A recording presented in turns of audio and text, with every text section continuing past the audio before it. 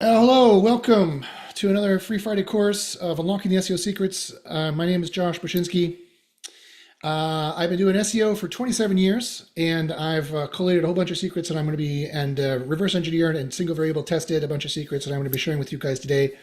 Some crazy Google leaks that you might not have known or seen. I'll be showing you guys today, and we'll be going over some on-page training that is going to increase your revenue times 10, times 100, and decrease the amount of time you do SEO. Have you been spending too much time? Let me ask you, does SEO take too much time? Do you spend too much time looking at competitors? Do you spend too much time working on pages?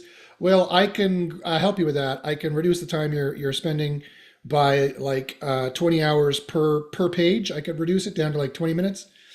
And I can increase your revenues. I can boost your SEOs with these secrets today, and I can increase the number of pages you can generate, and I can, as I mentioned, decrease the time. So how are we going to do that? With the power of artificial intelligence, but artificial intelligence made in a certain way that it's using my 27 years experience, and we're going to unlock a whole bunch of SEO secrets that you've never heard anywhere else along the way. So let me just make sure that I'm broadcasting live here. I am broadcasting live to the tube views again. So if you guys have any questions, please ask them in the chat, or please put them in the YouTube on the right-hand side. You should see a chat there. I'd be happy to ask them. Ask me anything. Ask me any SEO questions, and I'll be happy to answer as best I can within the limits of the time we have today.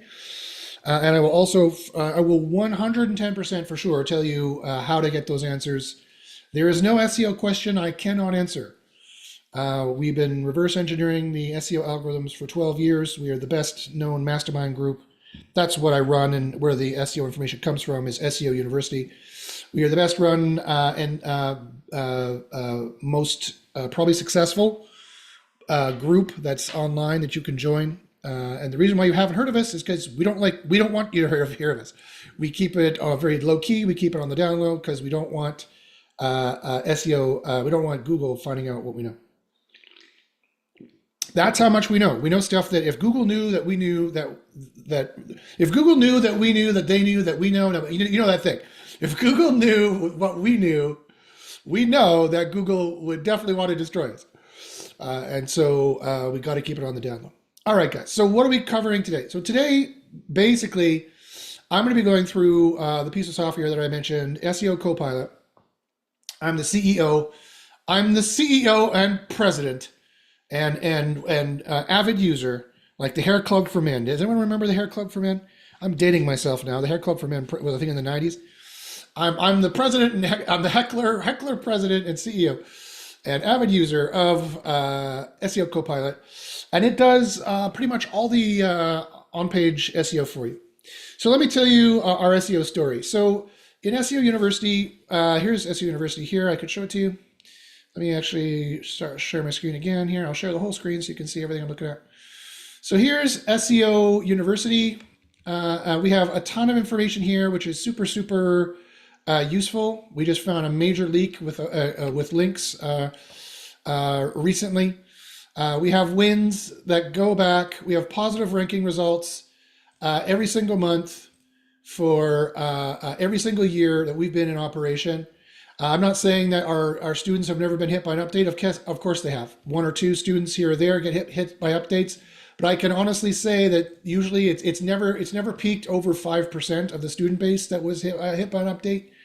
And it's usually because they weren't listening to what I told them to do. So that's fine. You tell someone to do something and they're like, oh yeah, sure, I'll get around to it. And then Google nabs them. I said, I told you, you gotta make those changes. So here's a recovery somebody had here as well. And we also have tons of leaks that nobody else knows about. For example, like this one here from Search Norwich, which was a conference that got this leak here, which is directly from Google. We have the secret information. We have the info that you need.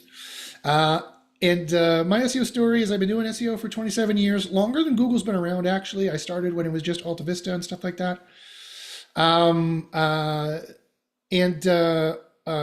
It was ranking tremendously in Google around the year 2000, 2001. For PHP CMS, I was the vice president of a software company at that time. Previous to that, I was the director of an IT program at the University of Winnipeg. In Winnipeg, Winterpeg, Manitoba, which is where I was born and raised. Uh, and yes, you can call it Winterpeg. That's fine. It's very cold in the winter. That's fine. We'll take that on board. And then during that time, I've done every kind of SEO there is. I've been in-house consultant. I've done affiliate. I've done rank and rent. I've done digital real estate. I've done porn to not-for-profit. I've done everything in between. I've done local. I've done global. I've literally done every kind of SEO I think that there is. For Google, for sure. Definitely also some YouTube SEO, which we have as well.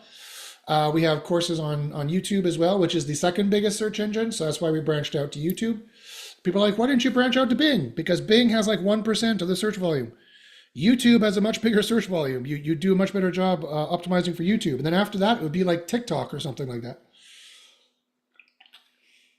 Especially if you want to skew younger, if you want to skew Gen Millennials or Gen Z or Gen Z. Sorry, I just Canadianified myself. If you wanna optimize for Gen Z, crack open Labatt's, So yeah, sorry. You also get a lot of bad humor, a lot of dad jokes with me, even though I'm not a dad. I just I'm old now, so I say dad jokes. Yeah, we've been running. I've had conversations with Google employees. I've had infamous conversations with Matt Cutts, Paul Haar, Barry Schwartz. I've palled around with him quite a bit over the years. I know all the major players. I know all the major people. I'm the bad boy. I've done SEO. I've done Whiteboard Fridays for Moz. I have a TEDx talk on SEO.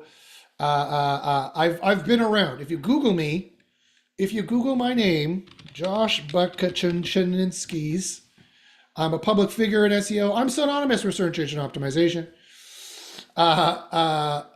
If you do SEO, like if you do here, you can see. Oh, AI for SEO. Look at that. Ooh, public. I'm a public figure in SEO. I know how to get all these things in Google. I know how to manipulate it. Manipulate sounds like such a dirty word, but it's not manipulate. I know how to make your SEO sing.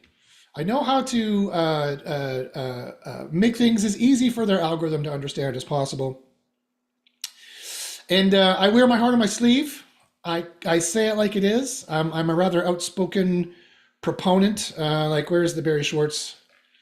Where's my Barry Schwartz thing? Oh, it's not even on the first page. That's weird. Where does that link to? Where does that go? Oh yeah, here it is. The search community honors you. Yeah, this is my post on Barry's site. Anywho, I want to say I call it like it is. I'm an outspoken proponent of Google and a lot of stuff that's going on in SEO. I'll finish my little bio in a second here, guys. But I know a lot of new people don't know me, so I want to just make sure they know who I am. Sometimes people say, Josh, that Josh guy, he's arrogant. And I just want to say, guys, I have autism. I recently learned 3-4 years ago that I'm on the autism spectrum. My whole life, I didn't know. I just thought I was a geek. I just thought I was a nerd. I'm not too, but I have autism. I call it like it is. I wear my heart on my sleeve. And that means I just kind of blurt things out. Without, kind of like Sheldon Cooper, without any, from Big Bang Theory, without any, real thought about whether I should have said that or not.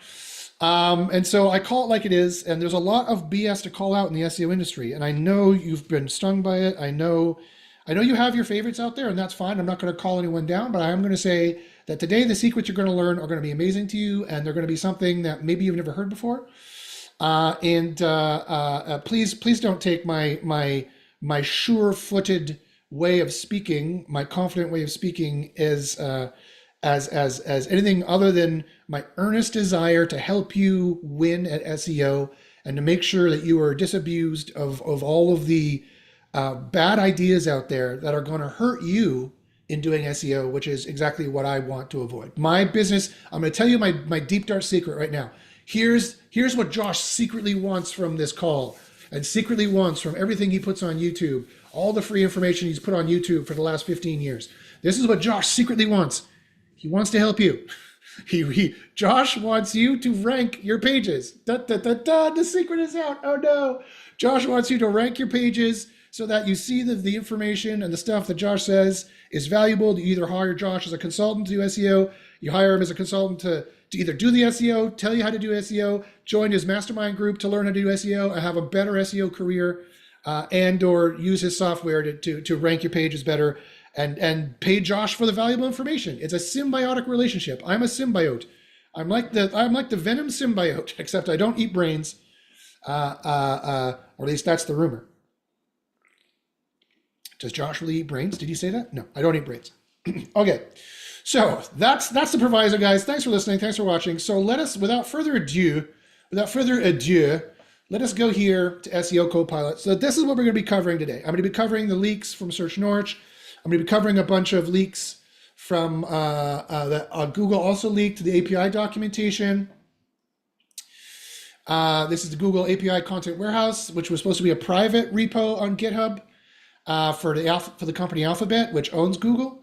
Sadly, they made it public. And so these 7,414 pages of Google leaks, of ranking factors, we've gone through methodically, and we know all. I'm going to be talking about a bunch of those today as well. You guys have any questions over here on the tube views, let me know. Fantastic. And then, okay, so let's get started. So, Onpage. Onpage is the beginning of all SEO. And it has been since the beginning. And ever since the beginning of SEO, back in the 90s, the late 90s, when we were smelling like Teen Spirit under our black hole sun, you had to start SEO with keyword research.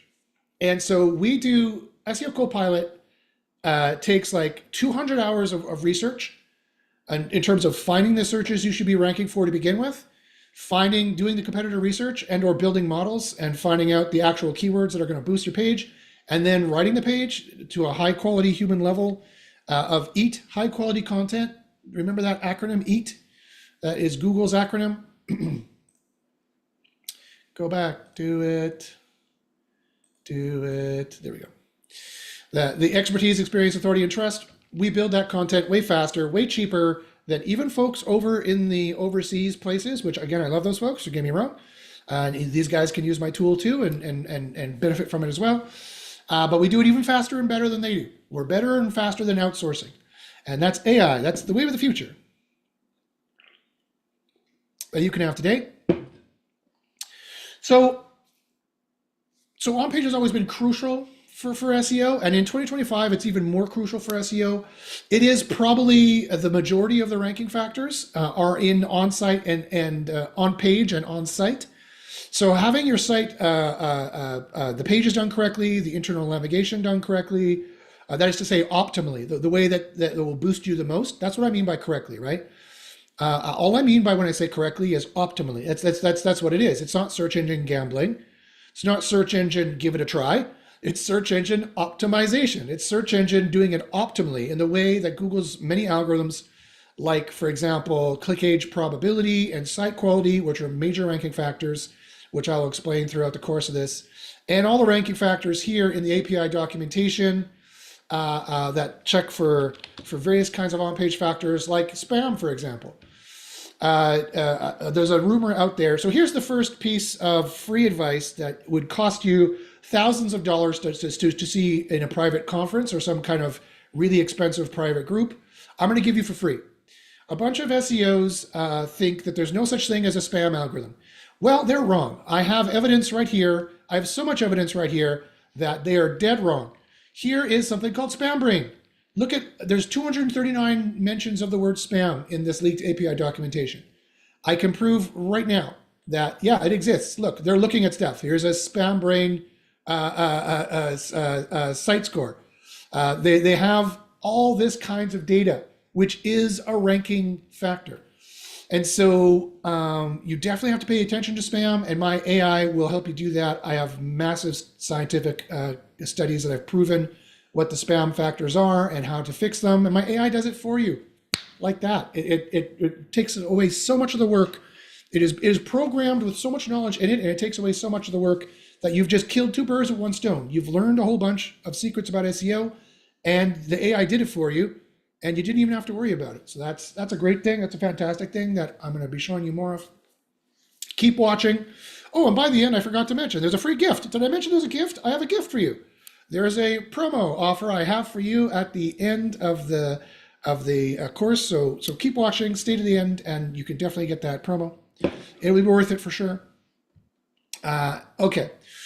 So again, on page and on site, the way your pages are constructed, the quality of your pages, the semantic meaning of your pages, the experience you're showing, the expertise, the authority, the trust, all those words actually matter. They're not just things that Google says. Those things actually matter. We've measured them. We know what they are. We've seen the leaks where they come from of various places, including also the site Norwich link as well. And we've been able to measure them. So we've baked them into the software here, and they're part of the on-page process. Now, there's 3 steps to the on-page process. Now, I know I don't know why this happened in SEO, but it used to be, again, when we were black hole sunning it and smelling like Teen Spirit, and a little bit later, cue some music from the 2000s, whatever that'll be. I don't know. The 2000s is a blur for me. I remember the 90s better than I remember the 2000s. It used to be we always started an SEO project by looking for what people call the niche research or keyword niche research, or people call it the finding the low-hanging fruit. But that kind of presupposes you're going to limit yourself to starting with long tail queries. What's a long tail query? A long tail query is more than 3 words. A head term query is 1 or 2 words.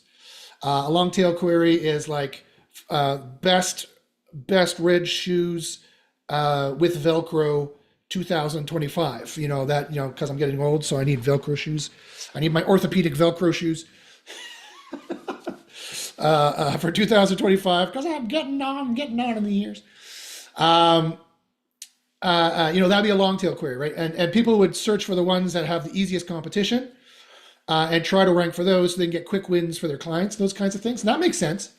But in 2023 or so, I released a huge video on YouTube that had 100,000 views showing how you could for free find an even better way of doing this. And I've rolled that method of mine into the AI now, and the AI does all the work for you. You don't need Excel anymore. You don't need to spend hours doing it anymore. Now you can do it in the AI. And it's even better because not only does it find for you in the keyword discovery phase here, where you're finding the ranking opportunities, not only does it scans tens of thousands of keywords that a human can never look at. 1, 2, not only does it find the keywords, whether they're long tail or head terms, it doesn't matter. We don't care. It finds you the keywords that are both the easiest to rank for, but also that make the most money. That's the last component that you cannot forget, right? And so this is something that if you forget everything else I say, remember that I mentioned orthopedic shoes, and I'm getting old. 1, 2, remember that you have to be making the moolahs. You have to make the money. This is something that I think people forget on a regular basis. And I think maybe SEOs, we SEOs, myself included, I think maybe we got a little bit lazy, and we're like, yeah, I've done the keyword research. You want to rank for whatever it is. It's like, oh, you have a trading card photo station. Okay, we're gonna try to rank for trading card picture frame. That's what it is, right? That's what you want to rank for. Great, we'll go for that. And the answer is, yeah, it might be making the most money because they're bidding the most on it and it has the most traffic. So some kind of algorithm like that. But it's the tougher niche to go for. This one in particular is not that bad. It's only 23% tougher than the rest of SEO on average. On average, if you averaged out all SEO niches, which we do, we average out we average out millions of SEO niches, and we can get a very accurate average of how difficult niches are in general for SEO. And then we know what's above that or below that. And this is 23% above that average. And so it's a little bit harder than the rest of SEO, but 23% is not that bad. But I'm just using it as a point. It's like, okay, well, this is the only keyword I care about. The client says, this is what I want you to rank me for. Or like, I had this chiropractor in Winnipeg who was like, I want you to rank me for a chiropractor Winnipeg.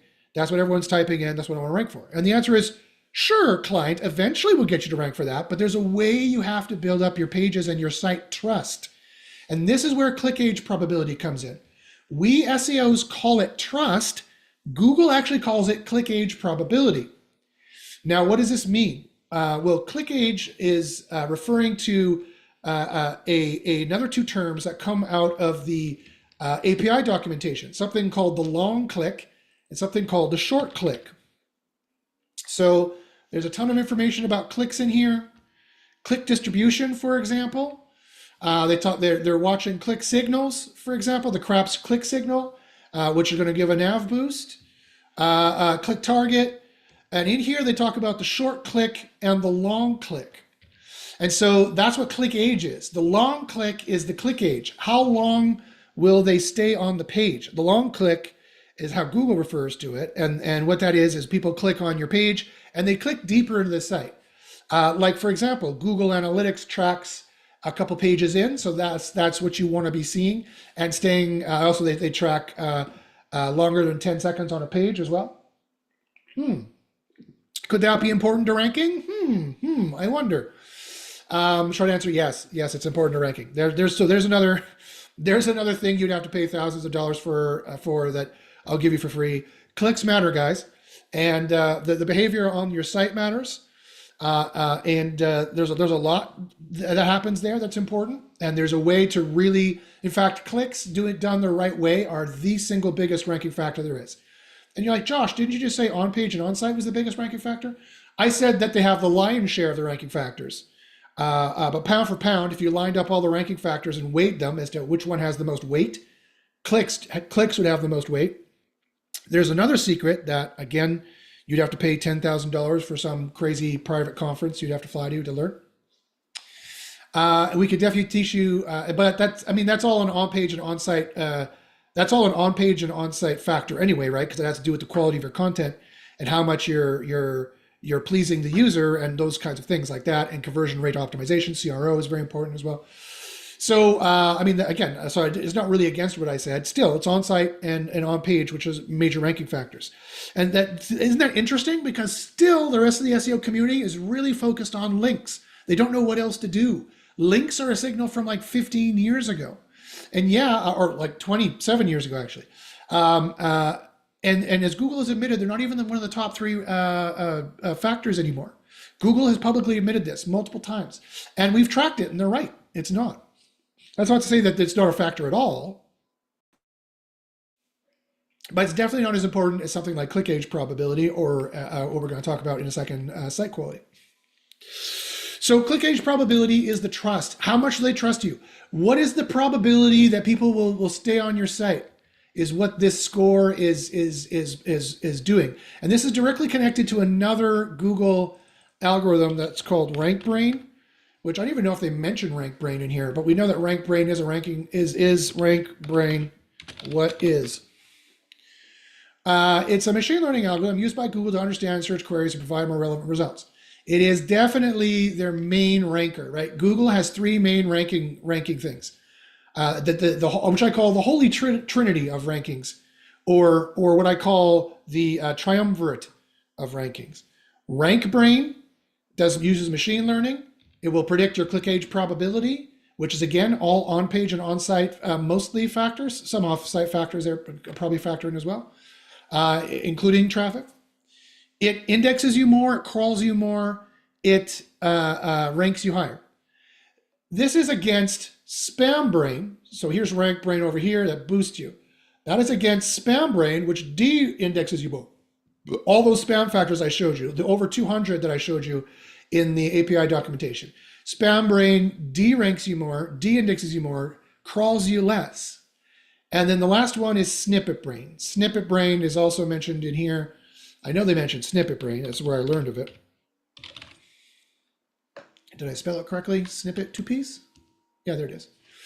SnippetBrain is what decides how the search results are going to look. It decided to put this here. SnippetBrain decided to put the AI overview here. It decides what it's going to use from your site to put here.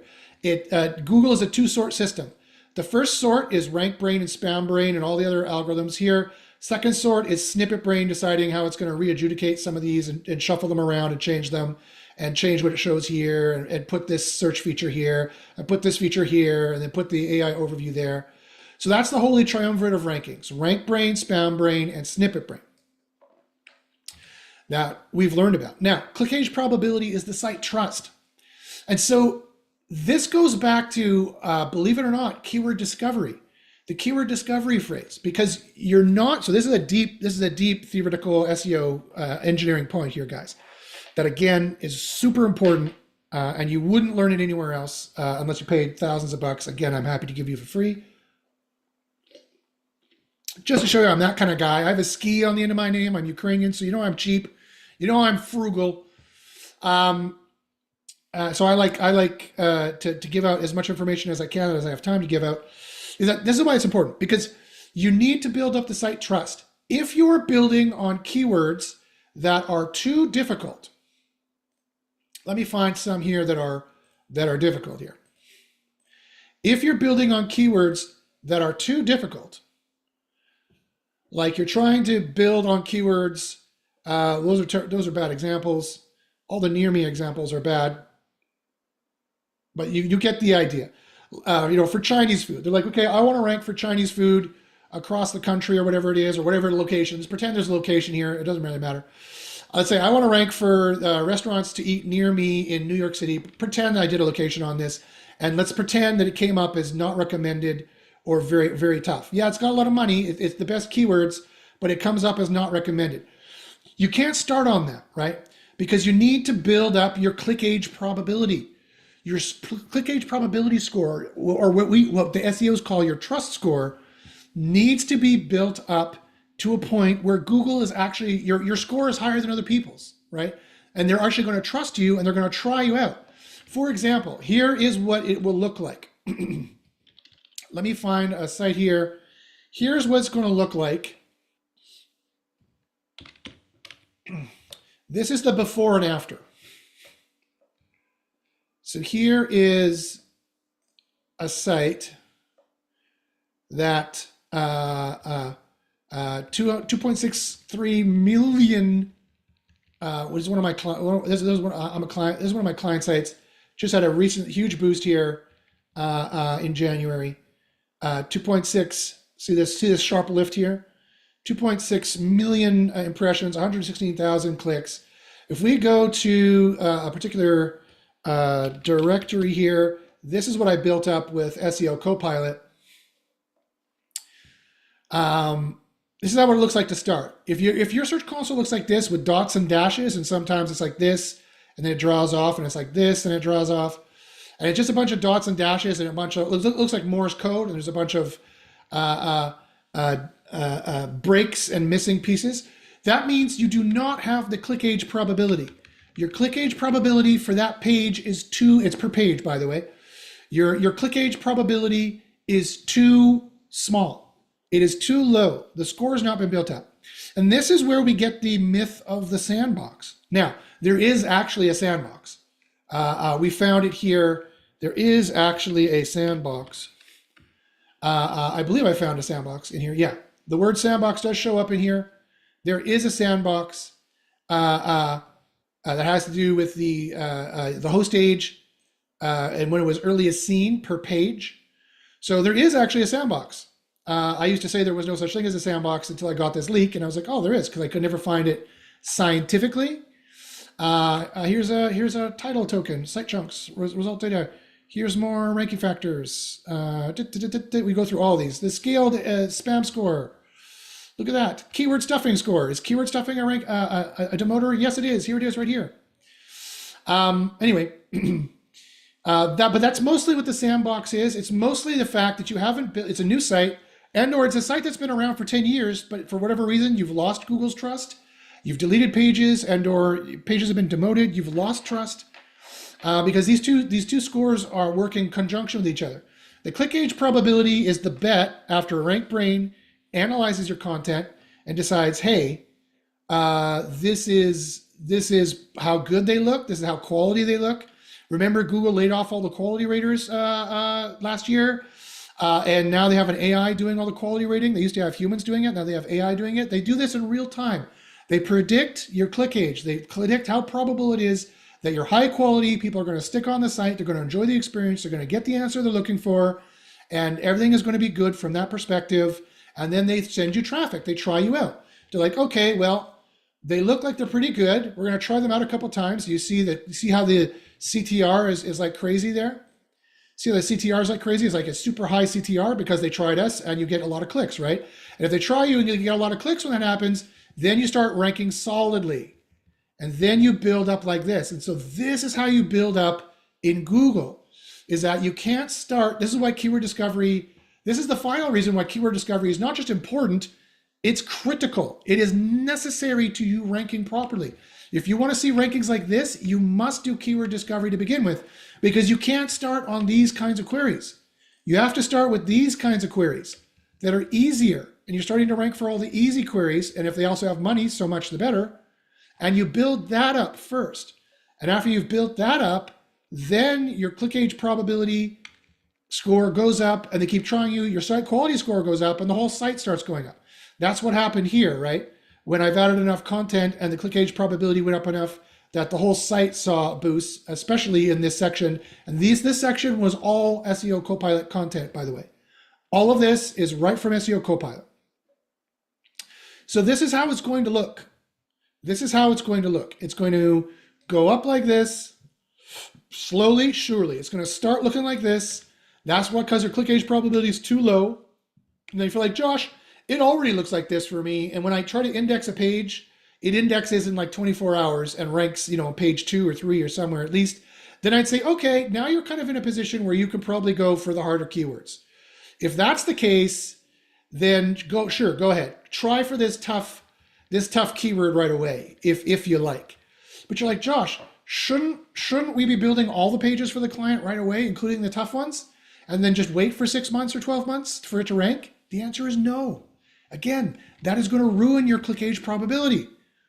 Google is going to try you for this query and you don't have something powerful enough for it, or they're not going to try you because you don't have enough things powerful for it yet. They're not going to try you for this until you have the click age probability built up and because your on page and your on site is done correctly, you have a site quality score. And so think about it from Google's perspective. It's a huge risk, right? They're sending you their user, and their user is very important to them. They're sending you their user. They are representing you online. They are saying, this is a great site. You're going to get the answer you need. Sorry, I just need to mute this. Apparently my friends are going crazy talking here. This is Google saying, you're a great site. This is going to have the information that you need, and you're going to get the answer that you're looking for. Because people complain a lot when they think the answers in Google are terrible. So you need to build things up slowly. You need to give Google slam dunks. You need to go here and build on the easiest keywords to start, even if they don't have any traffic or money. Unless you already have the indexing. So there's two things. There's two ways you would go about this. So let me give you it's a fork in the road. You have to make a decision at this point. If your site is already very powerful and you're like, Josh, my rankings already look like this. My rankings already are crazy. I've already ranking very highly for tons of queries. My pages index within 24 hours and rank somewhere. It doesn't have to be page 1, but they rank somewhere within 24 hours.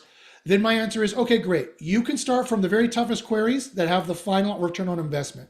Because remember, the return on investment is the most important thing. Here's another piece of advice from 30 years of experience. And it's this. People lump SEO into marketing. I think that's wrong. I think SEO is they think SEO is a marketing play. SEO is not a marketing play.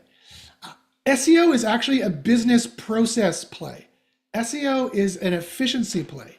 You need to be optimal, right? And what does optimal mean? That means you need to make the page in a way that is most attractive to Google, and all the SEO moves you make have to be most attractive to Google, but also means the process by which you do your SEO has to be optimal as well.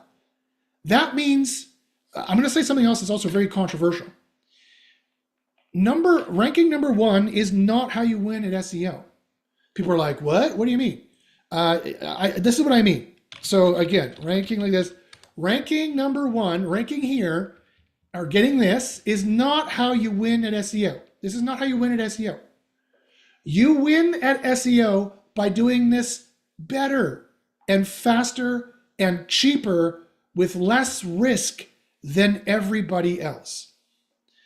Let me repeat that. Let's go. Let's search for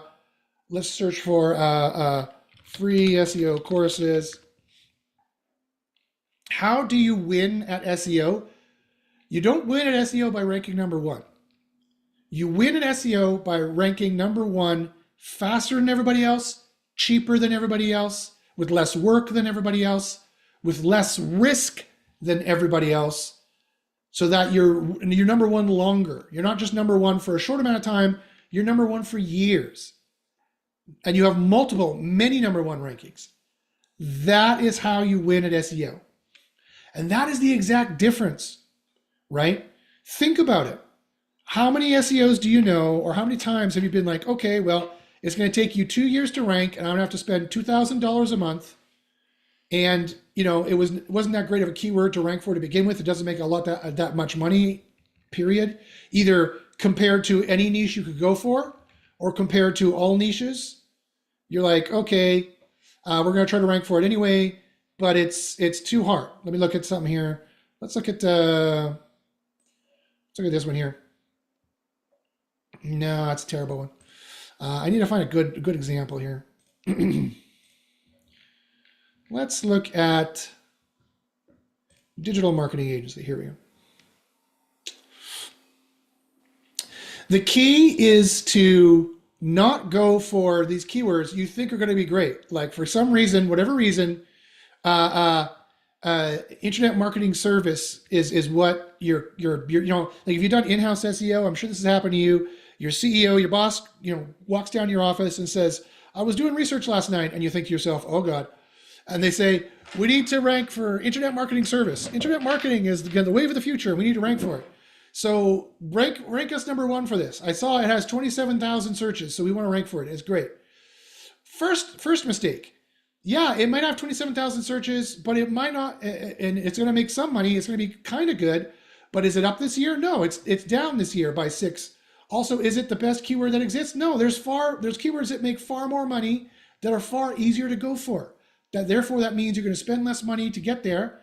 It's going to be less risky to get there. It's going to take less time to get there, and you're going to make more money probably when you get there. So that is the way you need to structure your SEO. And I'm doing it here for a client, and I have no problem showing you. This client here, we're doing photo booth stuff. I've structured the keywords that make the most amount of money, that are all easy to go for, and we're going to go for them in this order because they're easy, but they also make the most amount of money. And instead of building on keywords that are make $10, right? We wouldn't start with this kind of keyword, even though that's where a lot of other SEOs would start because it's easier to rank for, and it might look like they're doing a good job to the customer. There are still, but it's going to take, how long it'll take them to make their money back on your SEO at making $10 a month? They will never make their money back to pay for your SEO at $10 a month. You need to show them that you are useful, and you can get them getting money by finding a weird keyword they never would have thought was a keyword, and you can get it for them right away because it's on the easier side. That's what you need to show that you're able to do. So that's why it's so important to start with the keyword discovery process. And again, guys, I've been doing this for 30 years. I don't know where along the way we forgot this, but it used to be standard operating procedure. You would always start by looking for the keywords that make the most money, that also are the easiest to rank for, and you'd sort by final return on investment. Therefore, you are going to be more efficient than your competitors. At the end of the day, that's the business that wins. The business that wins, SEO is just part of business. And at the end of the day, the business that wins is the business that is most efficient, that is the most optimal, that they get more revenue for less work and less cost, and they get it sooner, and it's risk-free, right? Building all of your stuff here with SEO Copilot for your on-page and your on-site is all completely risk-free as long as you're in the green, as long as you're following our recommendations. It is in the green as long as you let the AI help you to do SEO that's optimal and proven by science.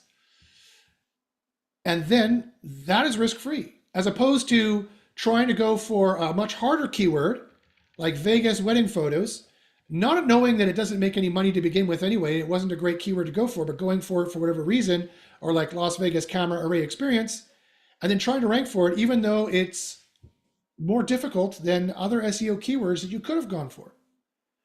This, guys, this is where 80% of all SEO projects fail. They fail by not doing a proper keyword discovery phase in their Onpage before even Onpage starts, or what other people consider Onpage. You do a proper keyword discovery to find the searches you should be ranking for to begin with. You build them in a structured list like this, and you go them from the best, from the top to the bottom, and you start building a copious amount of content, tons and tons of content. This is what should be built in the first month of content, if it can be done, right? This should be done in the first month. You should be building aggressively. That's another thing I'm going to mention in a second. But guys, if you forget everything else that I say, this is where 80% of SEO projects go wrong, because they fail to do a proper keyword discovery process in the beginning. And they go for keywords which are too tough or too hard to start off with. And the ratio of expenditure to revenue is worse on average over time than the ratio of expenditure to revenue of all your competitors. And also think about it this way, guys.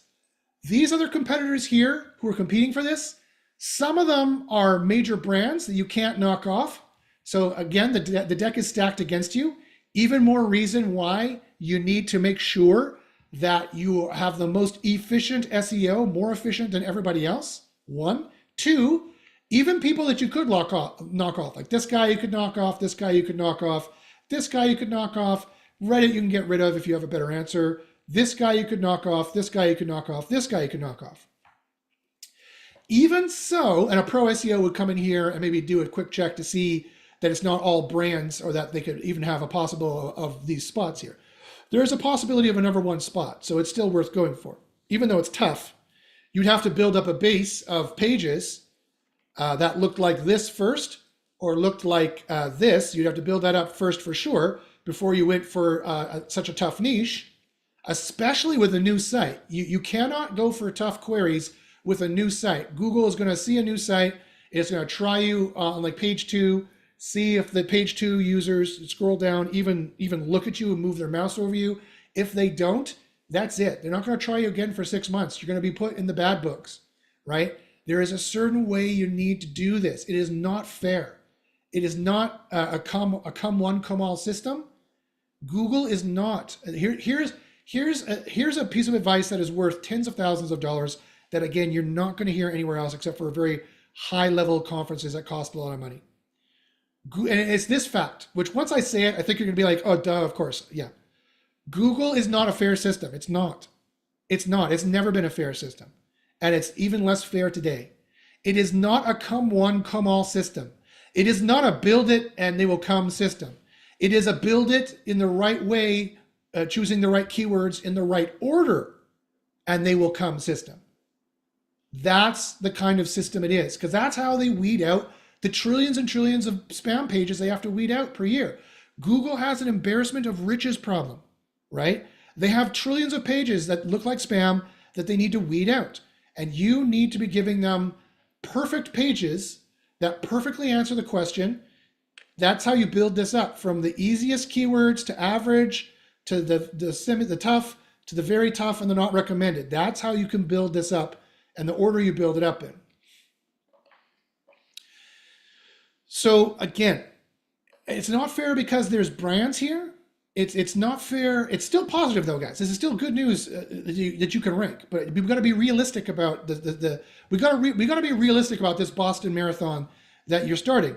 And it's not realistic. It's not fair in one way because they have spaces just reserved for big brands that are hard to knock off unless the brands really suck and you really are a better answer, which is possible. We've done it, but it's difficult to do. It's not fair also because the starting pistol for this Boston Marathon started 25 years ago.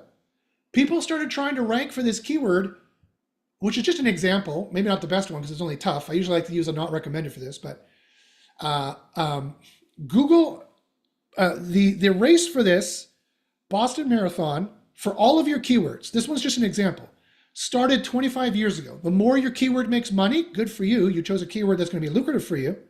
That will greatly change your expenditure to revenue ratio, which that ratio and that ratio alone is the single most important ratio for SEO. And that is the ratio you need to keep in mind, the final return on investment. This is the ratio you need to keep in mind. Your expenditure to revenue and your time to rank are the most important factors for you to win at SEO. And you have to be leaner and meaner and quicker and better than everybody else. And how do you do that? You use AI to do that. AI, SEO Copilot, is going to give you a huge leg up to do that. Because for all these reasons, not the least of which is that the starting pistol for this race started 25 years ago. And you have 25 years of signals to accrue in some cases. Although, like I said, backlinks are barely important. You notice in many niches, competitors barely have any. That's because most of the ranking factors are done by AI analyzing your page. It comes within the factor of click age probability and site quality. These are two probably the most important factors that exist. These are probably the most important factors that exist right now, period, and will for the rest of SEO, because this is the best way to do search scoring, is have an AI act like a human being, predict how good it will be, try it out. If it works, give it a good quality score, and try more pages from the site. It's a site quality score. It's a page click age probability score. Good pages means a good site. And so this score that gets you good traffic eventually influences this score, which is just like PageRank. PageRank is measured the exact same way as these scores. PageRank, you think like PageRank is 4 to 10, isn't it? No, it's a floating point number. It's 0.01 to 0.99 is what it is. So is site quality. So is click age probability. Although click age probability has a lot more of these decimal factors, and click age probability is a much lower score, which is interesting. Notice that the site quality score is already at 0.8, 80%, but to get that 80%, a very high site quality score, because this was one of the 3 rankings that they pulled, they only needed a click age probability of 1.5 rounded off. That in fact could mean that they're sick, right? If the site quality score starts to drop or the site metrics start to drop, this starts to go down. They try you less. SpamBrain gives you less traffic. They try you less. Your site quality score eventually plunges when too many pages become boat anchors. And that is exactly how this works. And the SEO community has speculated on that for years, and we scientifically proved it, like 8 years ago, or like 12 years ago, actually. This is one of the first things we tested 12 years ago. And we've known this, we just didn't know what it was called. And this is exactly the leak that told us what it was called. So we found that fascinating. So again, that's all leaks that you wouldn't get anywhere else. So, guys, if you forget everything else that I've said, remember, you need to start with keyword discovery. You need to look for the niches that are going to make you the most money, that are the easiest. You need to drill down and find the actual keywords that you want to rank for. You don't want to start with ones, even if they make you money, if you don't have the trust with Google, and your ranking factor looks like a course on if your search console looks like a course on Morse code, on learning Morse code with the dots and dashes, you need to alternate and start on the easier keywords and move forward from there. Okay. All right. So guys, let me know. Do you have any questions about that? Is that making sense? Let me know if that's making sense. And you need to start from the easiest ones or the ones that have the final return on investment, and look for what gem keywords like this. Like, great. Oh, it's easier and it makes some money. Great. This is what it's supposed to look like here. It's supposed to be easier and makes money. These are the ones you're supposed to be building off of. Or like I'm doing for my client here. The ones that make the most money, they're the easiest. These are all average or lower. Otherwise, I wouldn't have put them here like this. Easier, average are the ones you should be starting off of. You don't start on this because it's tougher. You start on this because it's easier. And you move on. You move on from there.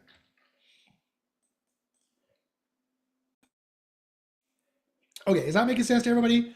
Is everybody awake? Give me a yep, makes sense, if that makes sense in the chat. Also, let me check to see here if there's any folks on the tube views here. If you guys have any questions, let me know if that's making any sense, guys. Alrighty. Now, let me get rid of this. Okay, so here's the next question. Okay, great, Josh. We get it. Okay, Josh, we get it. Fine. We get it. You've been doing SEO for 30 years. You know what you're talking about. Okay, fine, granted. And it's been standard operating procedure for 30 years, or at least 25 years. once Google really started going, that you needed to do, you need to find out the searches. You need to be more judicious in picking the searches you want to try to rank for, because it matters for like 10 different reasons, not the least of which is business efficiency. You need to spend less time and money and rank faster and higher than your competitors, or they're going to beat you. It's a race. At the end of the day, it's a race. You can't just think of yourself, I'm doing my SEO, yay, good for me. You got to think about your competition and the efficiency by which they're doing it. You know, they're spending $10,000 a month to hire an agency to do this that spits out 1,000 pages a month by having a bunch of writers over in India jam out content. You need to do it better than them, cheaper than them, in terms of ratio of cost per page, and in terms of risk per page, and in terms of time per page to rank. At the end of the day, that's what it all boils down to, and there's nothing more important than that final return on investment and building it up correctly, because it's not a catch-all system. It's not a build the pages in any order you want system. It's you need to build up on the easy keywords first.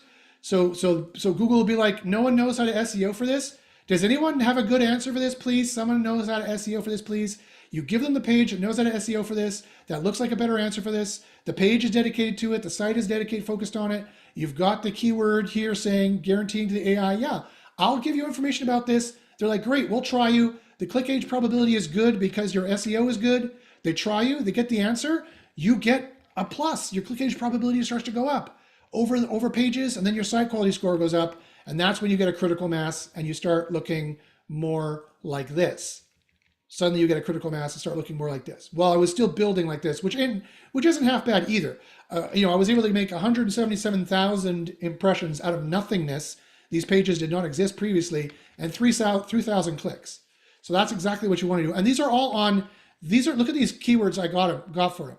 These are not long tail keywords that are like useless. Yeah, nobody searches it, so it was super easy to rank for and doesn't make him any money. These are exact parts. He sells Jaguar parts. These are exact Jaguar parts pages that make him the money. And he's getting a ton of clicks on them, and that's what we want.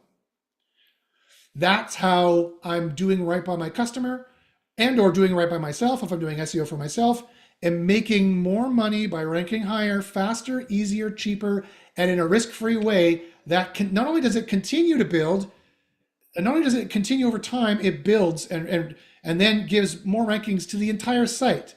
The entire site sees a boost at those times. Eventually. That's exactly how it works. And I'm sure you guys have seen that before, and no one has explained to you exactly how that works. This is exactly how that works. It's nothing more than the interplay between click age probability and site quality. That is a direct leak from Google. We have all the secrets. We have all the leaks. We know ranking factors that people don't even dream are ranking factors. And you will be amazed when you join SEO University. You will be amazed at some of the ranking factors were found. You're gonna be like, that's a ranking factor? And I'll be like, yep, I didn't think it would be either. But we saw the leak here, or we saw the leak here in the API documentation, and we tried it, and yep, it's a ranking factor. So you have to take it into account. Okay, so that's why we start with the finding the ranking searches. What's next? Okay, well, next in the standard SEO process, he said as he took a sip of his Coca-Cola. Next in the standard SEO process would be keyword research, right? Now we need to look at the competitors and see everything they're doing and make these wild from the hip guesses of what ranking factors exist and what maybe what the competitors did to maybe have ranking factors, and probably copy half of the wrong things they did and half of the right things they did in trying to make a page in the vain hopes that we have just magically happened upon the ranking factors that Google likes on that search engine results page or SERPs. That's normally what would happen next, but that's not how we do it. Why? Because as you can imagine, that is extremely inefficient. You're never going to have a more efficient operation by guessing what the ranking factors are. Not only that, but you're never going to have an efficient operation by taking 20 hours per page to do this. That's way too long. You cannot take 20 hours to make a page, not in 2025 and beyond, not even in 2023 and beyond. I've been saying this for the last 2 years. Not that AI is here now, right? If you want to rank for the big keywords that make the most money, and the more money your keyword makes, the more this is going to be true. You need to be more efficient than everybody else, as I mentioned. And to do that, you need to automate and have the AI find it for you. Well, here's the good news. Step 2 of the process. So after you've done a keyword discovery, you're like, okay, I know what I want to rank for. Let's rank for this one here. I can click to find boosting keywords. Now, this is what I like to do. I like to strip out the geolocation by clicking Tuvalu, the small island nation of Tuvalu. It's the .tv extension. And I run a boosting keywords report on that. Or I go to Keyword Spy and I copy and paste it in here, choose a location. You have to choose a local location if you're doing local rankings. If you're just global informational rankings, you could choose Tuvalu and start Keyword Spy report, or do United States if you want to do United States, and then start a Keyword Spy report. That's how you do it. It's very easy in the system to do it. And here's the great thing, that was your Onpage. That was your Onpage keyword competitor research work. Done. 5 seconds, done. The AI is doing all the other work for you. The AI is looking at all the boosting keywords, and it is finding out what, here in reports, it is finding out all the things you need to know, right? Now, let me just show you some of the gems that it has, that it does for you.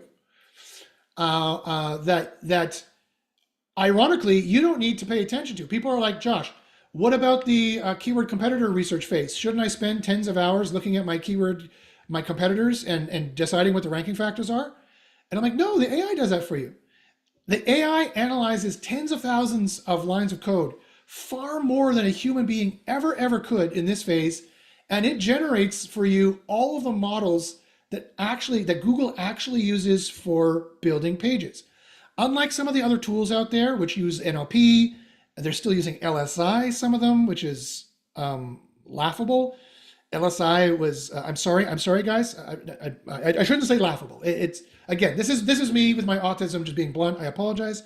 I don't mean to call anyone out, but like I said, I wear my heart on my sleeve. I call it like I see it. And guys, LSI, latent semantic indexing, was a proto artificial intelligence kind of machine algorithm that existed from the 70s. Google is not using LSI. We've tested this conclusively. Nowhere in here will you see the words LSI come up.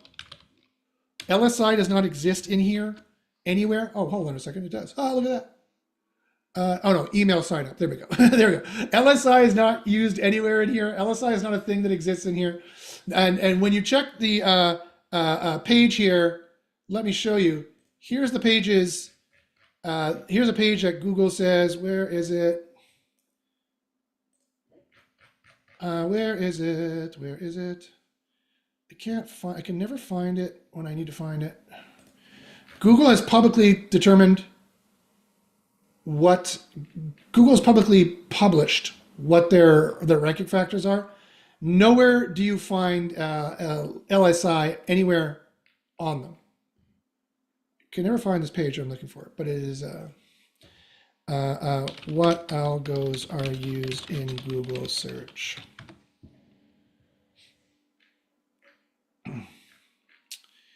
No.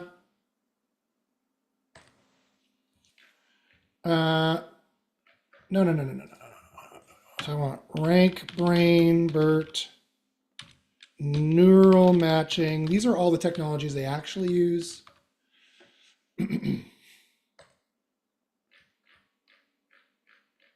Yeah, so here, rank, brain, neural matching, BERT. These are the ones they actually use. MUM, which is the multitask unified model, which again is probably a large language model. These are the actual models they use, and we rebuilt these models, right? We have reverse engineered these models. We've built these models. We have a BERT model for you, rank, brain, TW BERT, which is another white paper they did. Vector embedding, which we have internal documentation with Google admitting that they do high quality vector embedding.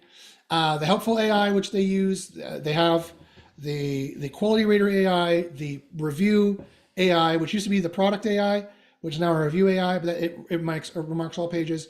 We reverse all of these, we reverse engineered all of these, and we build you your own model for these so that you know, so that you don't even need to know that the AI system uses these and builds these in and bakes these in from the ground up. This takes all of the competitor keyword research that you thought you needed to do and does it all for you by looking at tens of thousands of lines of code that you never could look at before. So that's a tremendous time saver. That is an amazing godsend. That alone is a reason to use the system. It's like, wow, it takes 20 hours of competitive research, looking at your competitors, and it boils it down into, you don't have to do it at all. And the report's done in 20 minutes. So that is quite an amazing thing. So the irony, people are like, okay, so after I do my keyword discovery, I need to look at the reports and learn the ins and outs of this niche, right? The answer is no. We report it here for you, but you really never have to look at this. Quite frankly, in terms of workflow, you go right from keyword discovery to building your, after you fire off a report, you go get a coffee, you go talk to the receptionist, or you go play some hacky sack, and then when the report's done, then you build an article. And the AI does all of this work for you. All this questionable on page, you weren't really sure what you were doing and you were worried you weren't doing the right thing. The AI does it all for you with scientific proof that it does it better and faster with higher ranking results than a human being ever could. The future is now. Okay, that being said, however, that you never do need to look at this, I want to go through this and show you some very key things which are very, very important that not any other tool does for you. And I'm going to give you two more huge SEO secrets here that are very crucially important to ranking, because it's very important you understand this stuff. So first off, RankBrain. Here's the RankBrain model we built for you using vector embeddings. You also notice that there's stop words here, and people are like, Josh, you should strip out the stop words. That is a myth from like 15 years ago. That's not how it works anymore. And just think about it for a second. You know that's not how it works anymore. Google has publicly announced that's not how it works anymore. And this is the exact example Google used. That neural matching, for example, uses this, but also their transformer. Think about how ChatGPT works, which is a transformer. The T stands for transformer. The T in BERT stands for transformer, and PaLM 2 also is a large language model. A transformer is a large language model. A large language model is a type of a derivative of a transformer technology. I believe that's the correct way to say it. I'm not a computer scientist, but I believe that's the correct way to say it. They use stop words, right? Google search used to, back in the day, strip out stop words and would just search the main words. It doesn't work that way anymore. They need the stop words for the context, right? There's going to be a huge difference between buy, gift, pal. See, here's buy, gift, pal. So here's, okay, buy, gift, pal, look, gives you PayPal results, Philippine Airlines. What's the difference between that and buy a gift for a pal? Well, look at that, a huge difference. Amazon comes up. The AI overview comes up. I can prove for you what you should buy for a friend.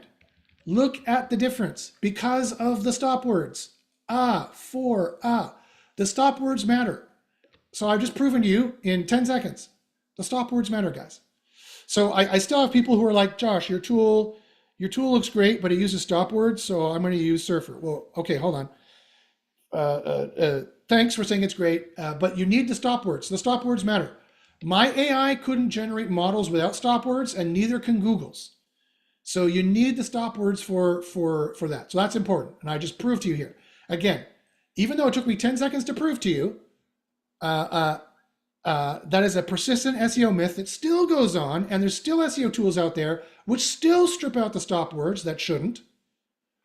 So that's a huge issue. If you're stripping out the stop words, your pages are going to be wrong, and they're not going to be optimal. They're not going to work very well, and you're worsening your efficiency to boost ratio, which is, again, the most important ratio that it is. Remember, if you forget anything else, is the most important thing you learned today is you need to be more efficient, faster, quicker, better than everybody else at SEO while producing more that is more higher quality. It was cheaper to do, and it's risk-free, and it lasts longer. That is the ratio. It's a race, and the gun started 25 years ago. So in some cases, you have to do a catch up. Okay. So that's another huge a secret that, again, it's not that much of a secret. It's a secret and that Google has already admitted.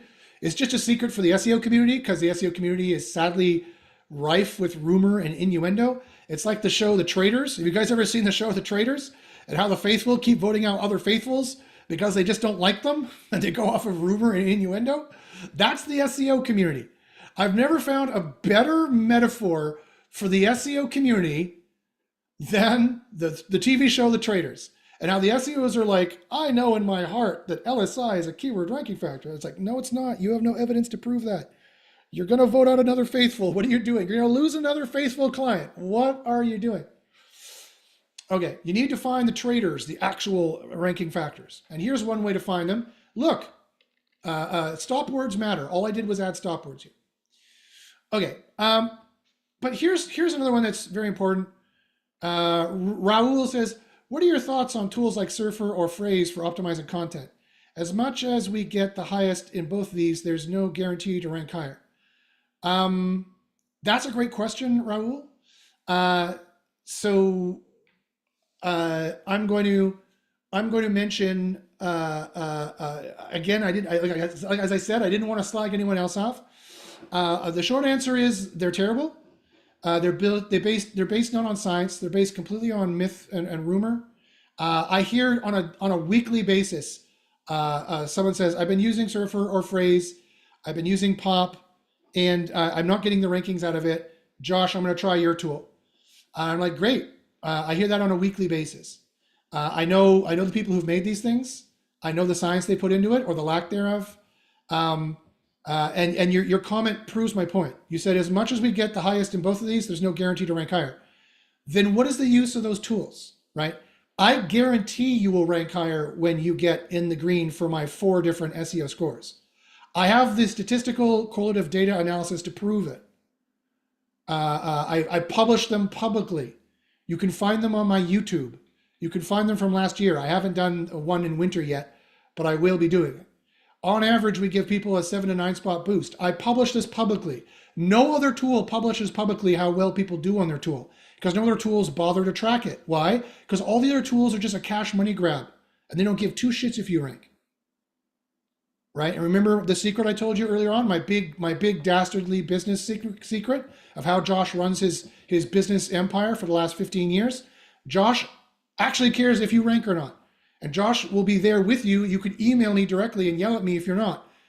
And I'll go, okay, do this, do that. You missed this, you missed that. And then you will rank. All my students in SEO University use SEO Copilot.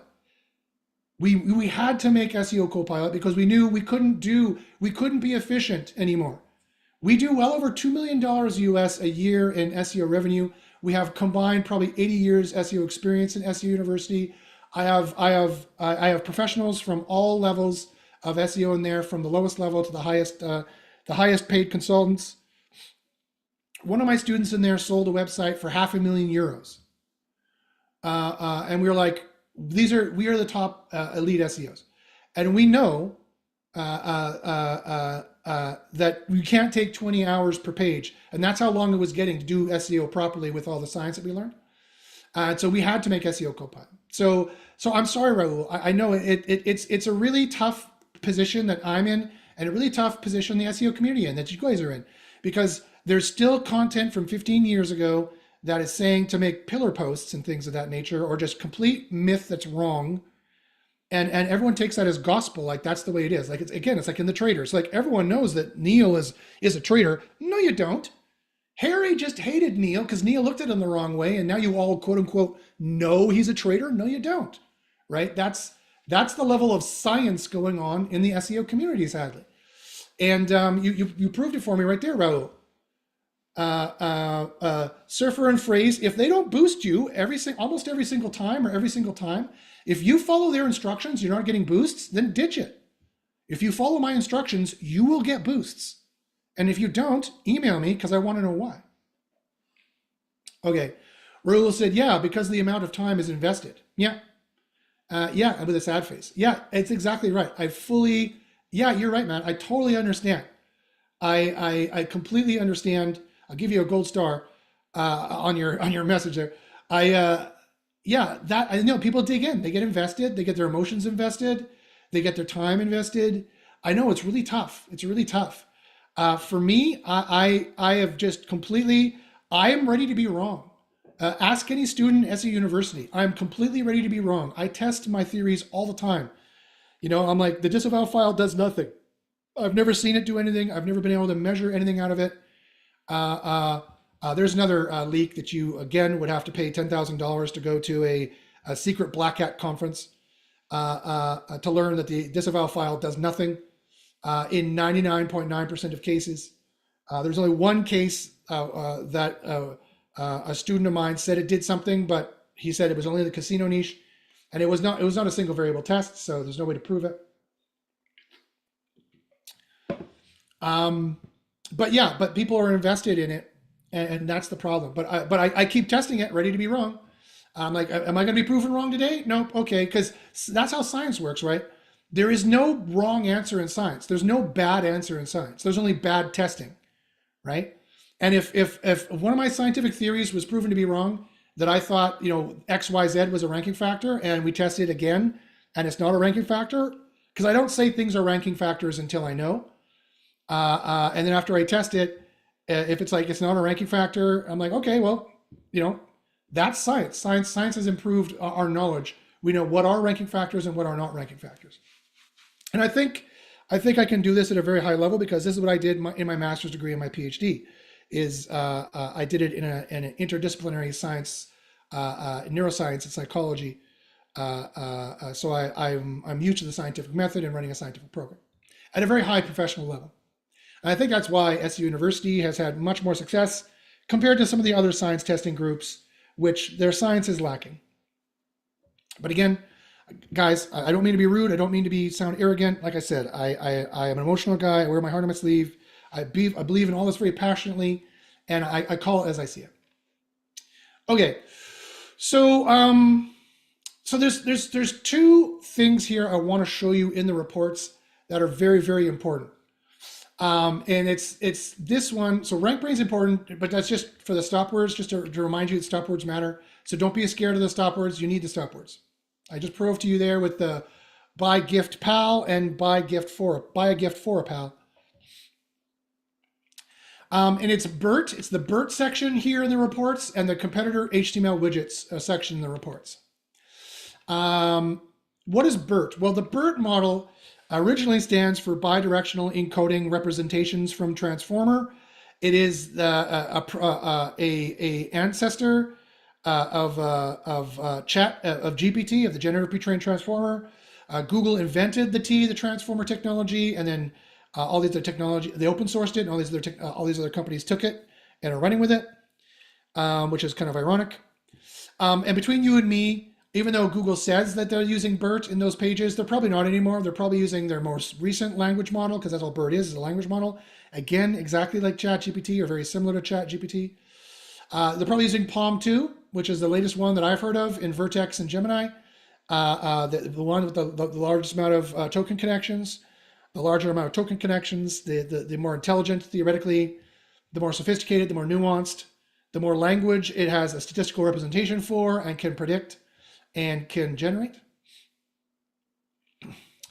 And so we do BERT entities for you. This is where we get into entities. You notice we don't do NLP. NLP is not used by Google for rankings.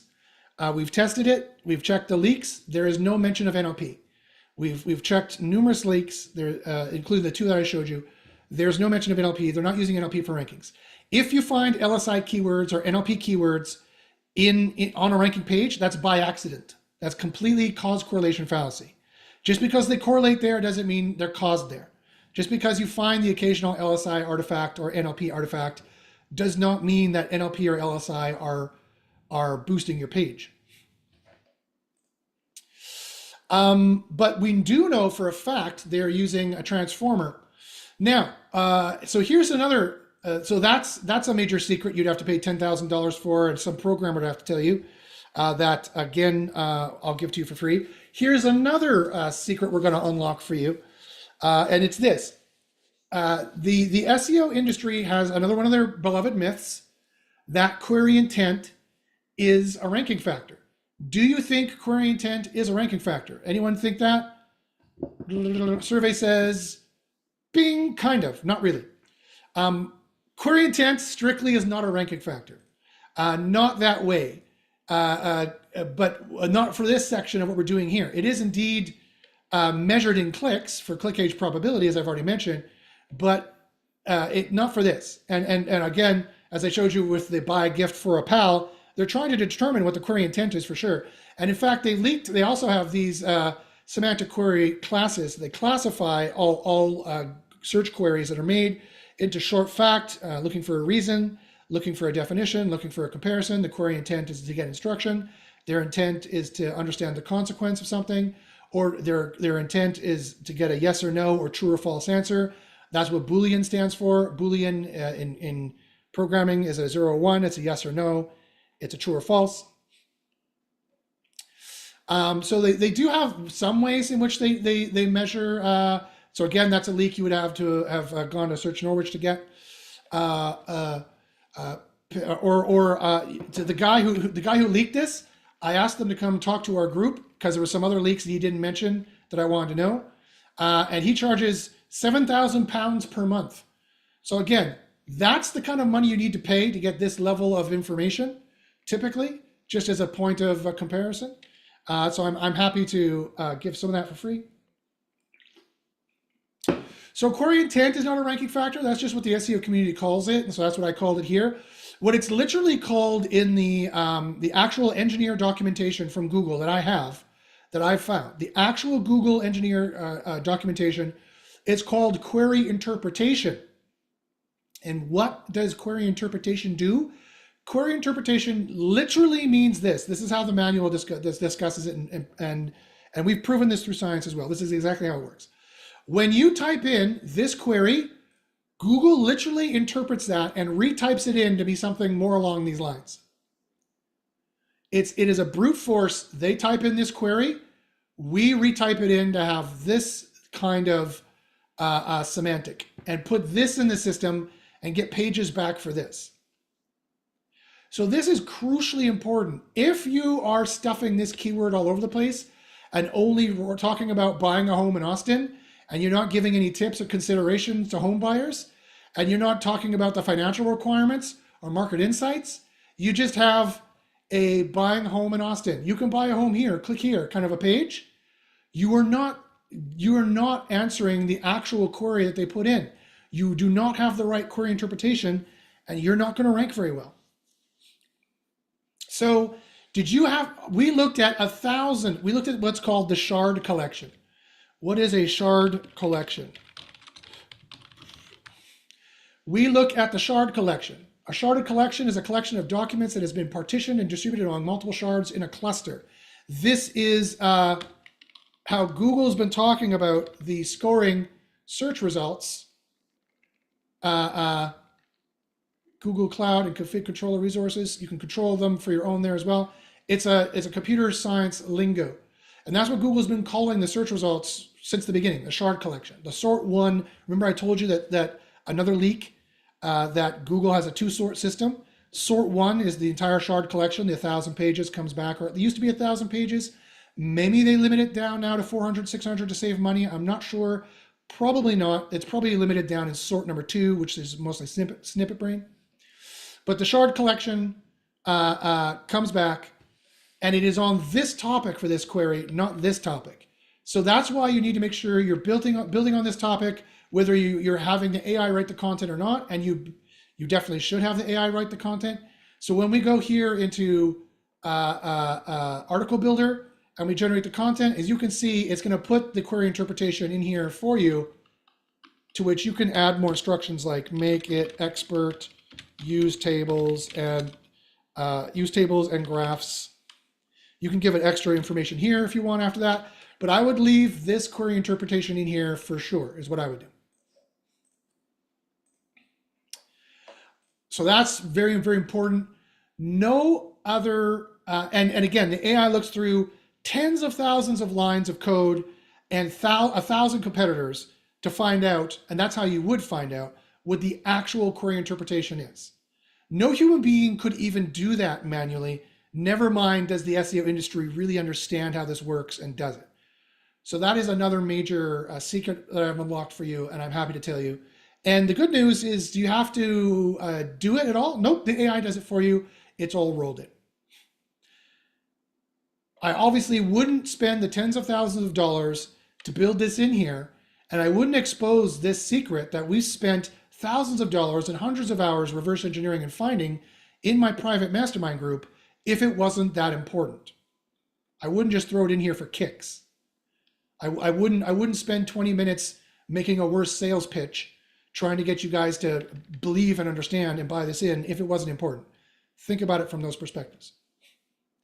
The second one, which is exactly like that, is HTML, the competitor HTML widgets. The competitor HTML widgets, oh, I didn't run for this one. Of course. It didn't run for this one. It didn't get it from the API. Let's find one where it did run, like this one. The competitor HTML widgets. Now, here's another myth in the SEO community. Is page type a ranking factor? Who thinks page type is a ranking factor? Answer is me. No, sorry, it's not. Page type is not a ranking factor. The DOM vector is a ranking factor, but page type is not a ranking factor. So once again, it's kind of exactly the same with query intent. And the problem is, it's just that for many decades, SEO has been easy enough for us to kind of make bastardized, super simplified ways of thinking about it, and bastardized not based on really any science, just based on some very cursory observation and rumor and myth and innuendo, really simple ways of thinking about it. And that's exactly the same for query intent, like I said here, which is not really true. It's query interpretation, it works totally different. Or page type, which again is not really true. It actually has to do with the DOM vectorization, the vector embedding of DOM objects, which is really related to page type, but really it's a completely night and day different kind of thing.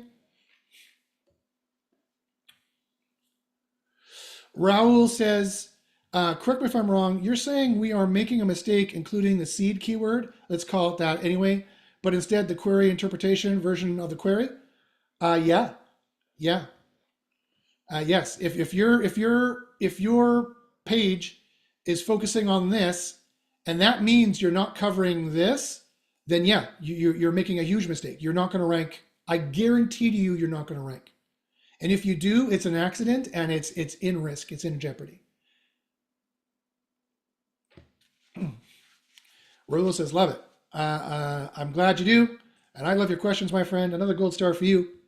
So page type. Let me explain why. Well, let me explain. So page type.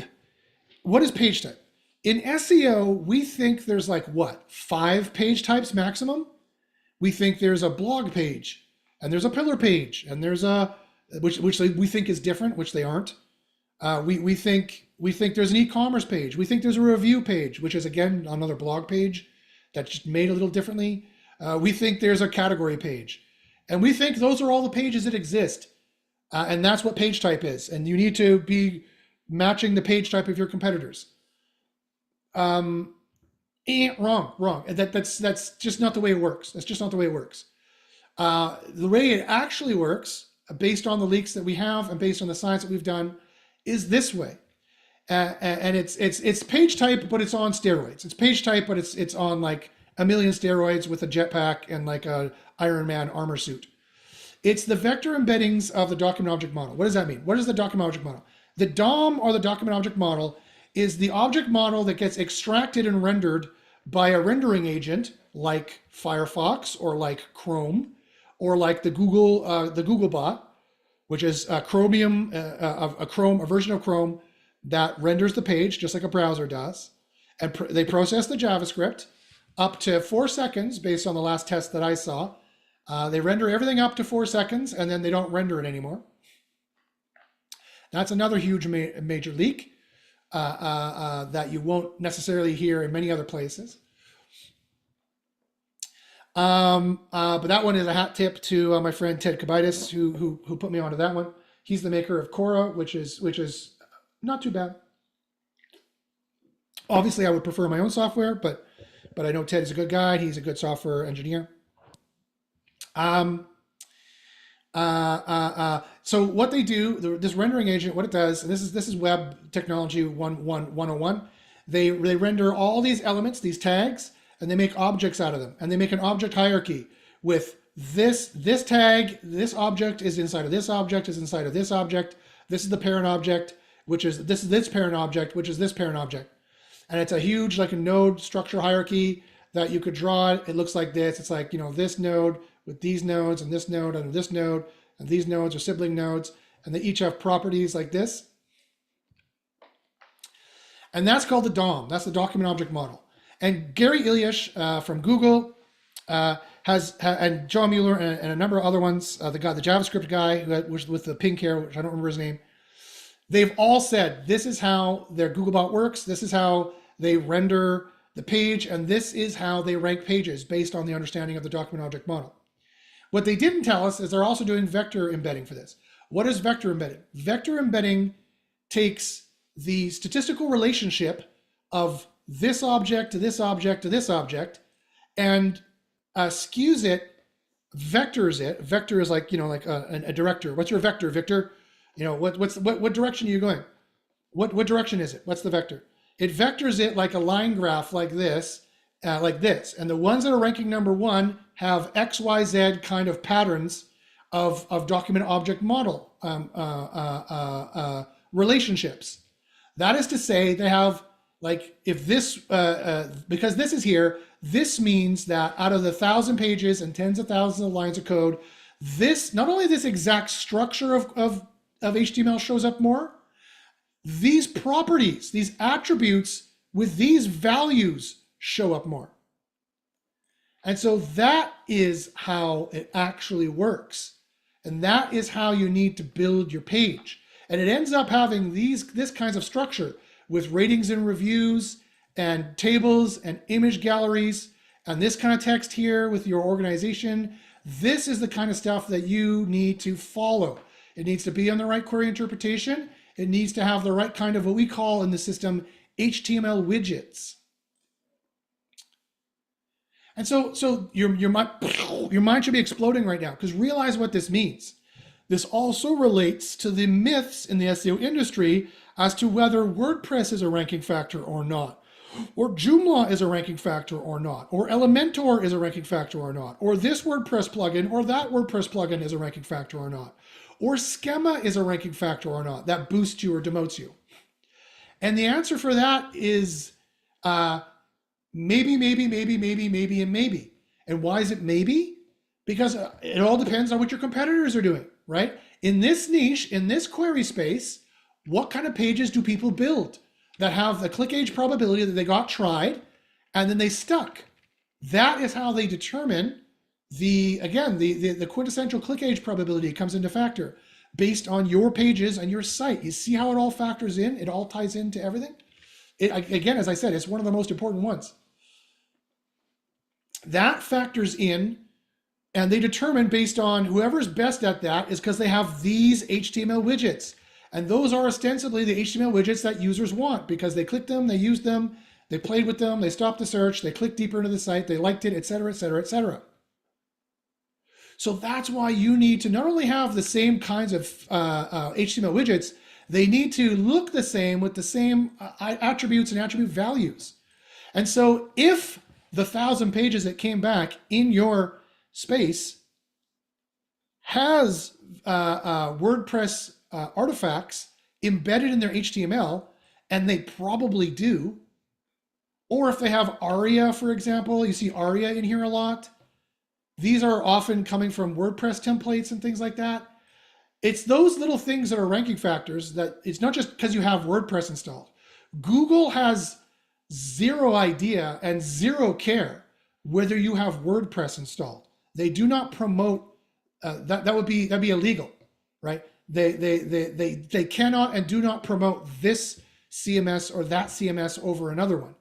But if you have the artifacts of that CMS in your HTML that gets rendered into your DOM and gets vector embedded because in your niche, because everyone else has it and like it, and the top ones have it and people like it. Whether you have that CMS installed or not, it doesn't matter. You have that embedded in your HTML. then yes, you're going to get a huge boost. It's a 7 or 8 spot boost we measured in our testing when we scientifically proved that these were ranking factors. And I did that like 5 years ago. I scientifically proved this is a ranking factor 5 years ago to my group, and our brains exploded. We cracked the code. But we couldn't take advantage of it because we didn't have the resources to look through tens of thousands of lines of code and to make a guess. You need an AI to analyze all this stuff. And so we were finally able to put it in the system here. And we were very happy that we were able to do that. Okay, so, and that also is the same for schema. Does Google read schema? They definitely do. Tons of tests that have been publicly released, including my private ones that have not been publicly released, show that they do. Does it give you any boosts? Nope. Typically it doesn't. You know why? Because almost no one uses schema, and the schema that they use is different. Everyone's schema implementation is different, right? The pages made by SEO account for like what? 0.1% of all the pages out there. And so sometimes I see the occasional schema artifact in here, but very rarely do I ever see it. Very rarely do I ever see it. And again, that makes perfect sense. You know why? Because this is also structured markup language. This is also schematic language, schema language. Regular HTML is structured markup and has always been structured markup. And like by a factor of 1,000 times more people, by a factor of probably 1,000,000 times more sites use this kind of markup as compared to some esoteric, rare SEO plugin that will do some kind of weird schema stuffing keywords in there. And so no, schema does not end up being a ranking factor very often because the vast majority of queries don't use it. It's possible that if everyone in the shard collection is using it, or at the top of the shard collection is using it, then yes, it can become a ranking factor. But I've never seen it in 3 years of using this tool and having this tool to do it. I've never seen it. Raul says, based on what you say, Google evaluates the CTR of a given search. They say, okay, people likes these websites. What are the DOM? Then Google redefines the rankings based on that and reevaluates frequently CTR to adjust. Yeah, that is correct. Well, that's somewhat correct. Yes, that is somewhat correct. That essentially is how it works. And that's there are other ranking factors. These are not the only ranking factors, but this is the bulwark of the ranking factors. Click age probability, site quality, seeing whether people have the query interpretation, the right on-site, on-page factors, which there's a ton more than just these two that we build in, and see the vector embeddings of what people like and use it. Yeah, for sure. Okay, so again, most other SEO groups and SEO tools don't even understand that this is a ranking factor or how it works. So I just want to point out that again, these are two very important things you're getting in SEO Copilot that you never knew you needed to do, but you do because there are major ranking factors. Getting this wrong and getting this wrong is the difference between life and death. It's the difference between page 2 and page 1 easily by getting this wrong and getting this wrong. And the good news is that you don't have to worry about it. It's like, wow, neat, that was a ranking factor, Josh. I never knew. I know. No other group other than ours really seems to know. I don't know why, but they don't. Probably because it's really hard. Because like I said, SEO is like the TV show The Traitors. And they don't get the traitors, if ever, until the end. It's really hard to find the traitors in the TV show The Traitors when you're going off of personal emotions and nothing but myth. And especially when you're touting that as fact on some blog you wrote 15 years ago that sadly still ranks because no one has bothered to try to combat you. And sadly has such a high click age probability and site quality score because everyone's clicking on it, it just stays there, right? That's why content from 15 years ago stays there. It's an unfair system. The jury is rigged people love it so much that it makes people love it. It doesn't serve to them what they want to know. It serves to them it's a self-reinforcing loop. It serves to them what people are clicking on because that's what's available, and because that's what's available, that's what gets to stick there. That's not completely how it works. There are query deserves diversity feedback loops in which you can break into the cycle for sure, but it's very hard to do. And everyone in SEO to try to outrank these 15-year-old perennial SEO blog kind of articles from the Brian Deans, the Neil Patels, who have no idea what they're talking about, never really did, have just generated 1 million pages of content and won that lottery. Like Neil Patel and Brian Dean just won the lottery, right? There was 1 million SEOs trying to become Brian Dean and Neil Patel, and they were just better at the social media marketing of it. And you don't hear about the 999,998 people who failed to do it because Brian Dean and Neil Patel got on lock. But just because you won the lottery doesn't mean you know numbers. It doesn't mean you know anything. You just got lucky. Okay, so that is all you need to really know about in the reports. And the last thing is the article builder. After the reports are run, you can run the article builder. So you can run it right here from the report screen. You could say, okay, let's build the AI article. Let's use the query interpretation. Let's use the page type, or let's use the HTML widgets, or you could just keep this text if you want to do that. Or if you're like Josh, I wouldn't recommend going against the AI because the AI analyzes it for a reason, not just for shits and giggles, not just to waste tens of thousands of dollars of my money and thousands of hours of testing and research of my time. You can decide to put your own HTML in here if you want, but you don't have to. And I don't recommend you do. You can also generate the URL, title, and meta description, and click go. Now, before I show you what the articles look like when they're done, people are like, Josh, the AI is still new and it writes a very highly factual, 99.9%. We have a very complex chain of thought ideation. It's not just a prompt, right? It's not just ChatGPT. If only it was that easy. Again, is a very complex chain of thought ideation to make sure the actual entities that are being used by Google from the actual AIs that Google uses and extracts the entities from, not LSI, not NLP. Those are not used for ranking, so we don't use them either. We use the actual models that we rebuilt for you, and we tally them up here in the results. You can look to see, okay, here's the different AIs that we built for you. That's just 3 of them. And we score them all up together to give a tallied score of the actual entities. And entities can be phrases, and entities can be individual words as well, based on the different AIs that we do for you. And like BERT, for example, it could be phrases, but for RankBrain, they are words. For neural matching, they are phrases. It's all different for those things. And so we score this all up for you, and we send it again to the AI to generate the article for you. You don't have to worry about any of that.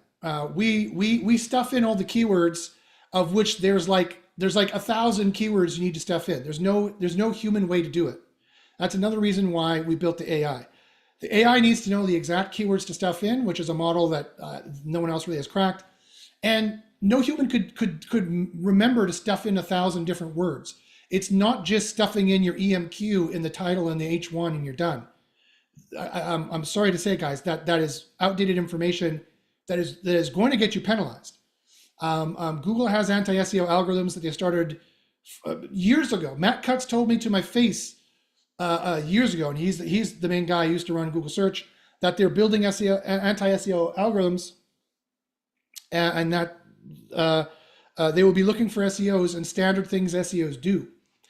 But the good news is the AI does all this for you. It is fantastic. One thing though that people are like, Josh, I want to write from my perspective, or I want to make sure I'm using my testimonials. I want to use my product. I want to use my ratings and reviews, and that's good. You should be using those things. How do you make sure the article does that? Easily, you use a custom knowledge base. So a custom knowledge base is a whatever.txt file, and you're giving clear, comprehensive instructions, just like a writing brief. It's exactly like a writing brief. And you can include proprietary information that it'll use, and it looks like this. So all these sections would be in a custom knowledge base. You say, use this author profile, and you give it an author profile with a Twitter handle, it'll use it. So you say, write about this product. And so I made up, this was for CBD oil for cats. I made up a fictitious product called Ultra Pet TM oil for cats. And it used it. It used the price. It had in my page type, it had a table with prices and reviews and ratings and stars. And so I knew that it would want this information. And so I gave it the actual factual information. It used these actual testimonials, or let's pretend they're actual. Again, this is a fictitious product, but it used these actual testimonials and used these stars. And I just selected it here in the, when I was generating the high quality article. So they say continue, and yes, there we go, boom. Okay. So, so again, this is using a very complex chain of thought ideation. That's the chain of thought and tree of thought ideation. It's like a very complex if loop with like 50 different steps and like 50 different writers and editors in there, all editing and checking different data sources, building the article properly. It's like a team of like 50 writers in there doing different things. Let me show you one that already exists here. Like natural testo booster. That looks like a good one. That's not a good one. I don't know what that is. That's something somebody pasted in. Let's find a good one here. Yeah, let's do this one. I think I've already done that one. Let's do one that I haven't done. Have I done this one? No, this one's not done. Great. Okay. So when it's done, it'll generate an article like this. So let me go and show you some of the features here. So this is our equivalent to, like, you know, Pop or Surfer or Phrase or Jasper, whatever they are. This is our article writer. We have 4 different proprietary SEO scores. Each one is very, very important to get in the green to guarantee your rankings. We also have a co-pilot, which you can ask questions called CP. You can ask it to rewrite the article, rewrite parts of the article. You can ask it how to do SEO. You can ask it how to fix these different things. It gets the information from the system, and it'll tell you, you know, okay, this is the problem. You need to add this term more. You need to expand the content, et cetera, et cetera, et cetera. You need to use the up score buttons to get the score higher, and that's how you would do that. So it gives you also instructions on how to do it, but it's very easy to do to get these scores in the green. I will tell you how. Okay, so you see the article it generates is a high quality article. It's got tons of information here, which is really good. Sometimes it puts a conclusion here. I'm not really sure why. Just get rid of that. It put its pros and cons in here, key takeaways. What do you have to lose? Lose, yeah. Learn SEO online today. There's some little things you can tweak it. You're like, okay, I'm going to do some tweaking, and really, we're going to get to the point within the next 3-6 months that yes, this tool can generate it completely for you. You never even need to look at it.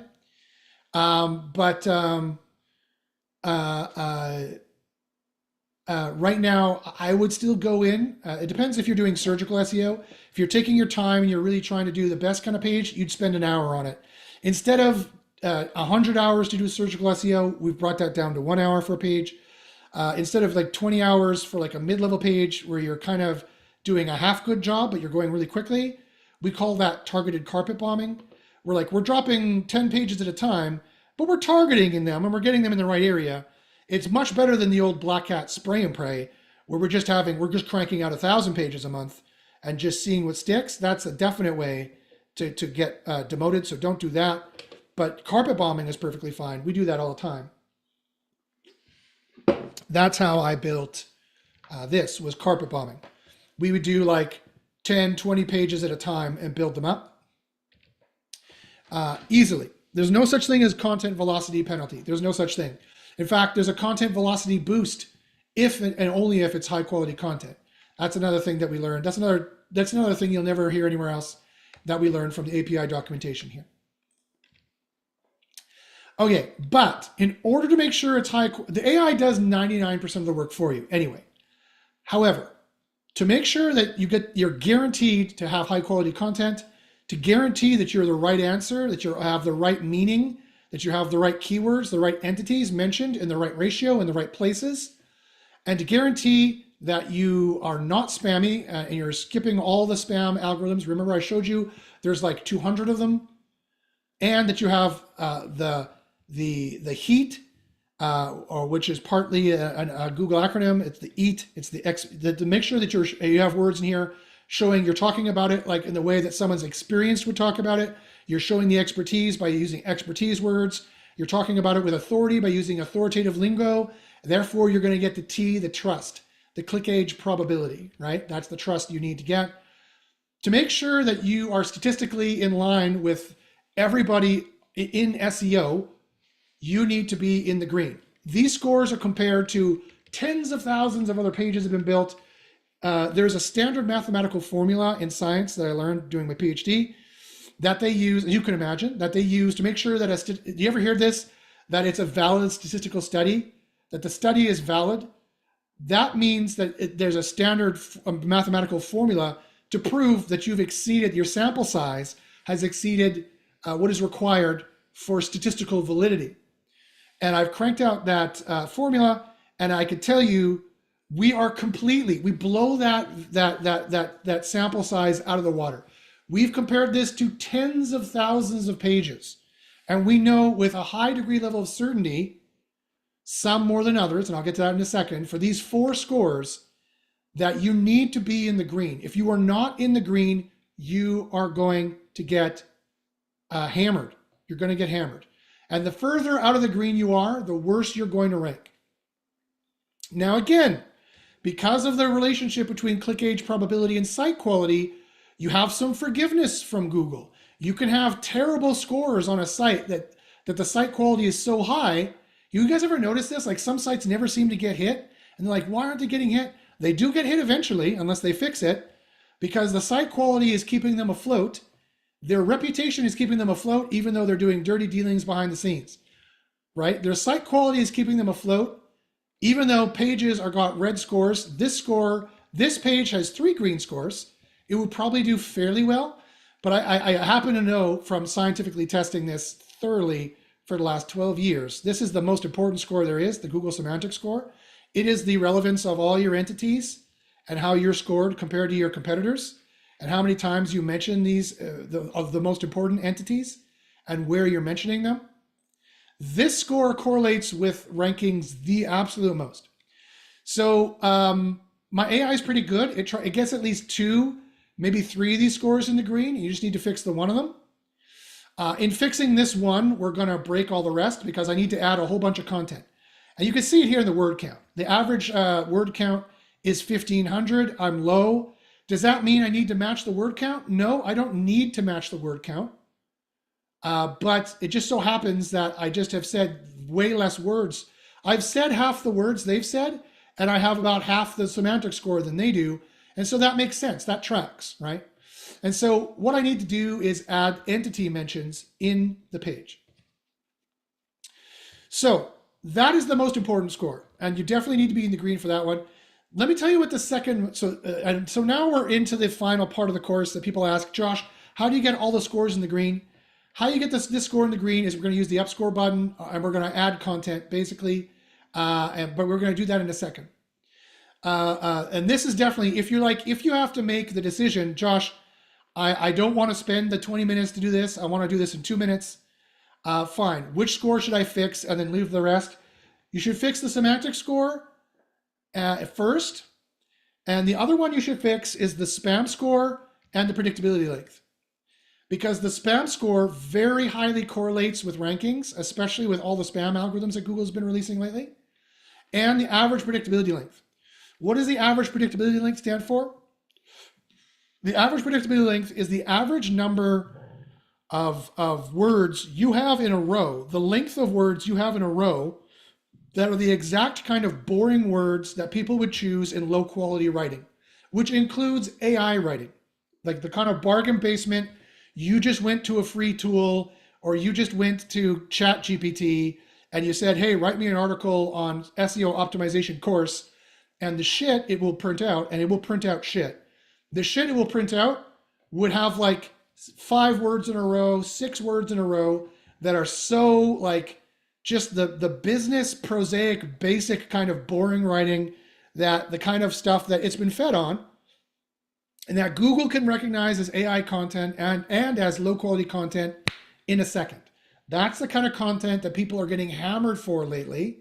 And that is why you need to have this number in the green. This needs to be below the threshold. And statistically, I've measured for number 1 rankings over tens of thousands of records. The threshold is 4.1 words on average in a row and lower to rank number 1. That's why we're under 4.1 and we're totally in the green.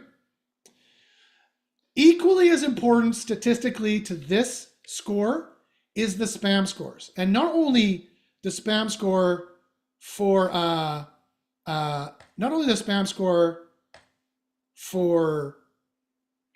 the page, it's also the spam score for the URL, the title, the meta description, the H1, and the body content, including any other headers in the body content as well. These are the spam scores that matter. And you need to be in the green for these, for all of them. Or again, Google has anti-SEO algorithms and they're going to nab you. No other tool gives you the fine-grained granularity of the ability to test against tens of thousands of other pages and figure out what your spam score should be. But this is actually tailored to your niche, by the way. The science comes from huge data correlative analyses. So we got a problem here. Our H1 score, if you mouse over it and you read what it says, which I highly recommend you do, it says the H1 does not repeat the EMQ directly, which is good. That'd be obvious keyword stuffing.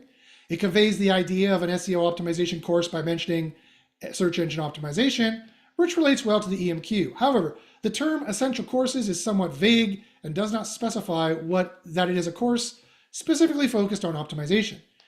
Additionally, it may lack a clear promise of what one would learn. That's hard to say. A clear promise of what one would learn or achieve by taking the course.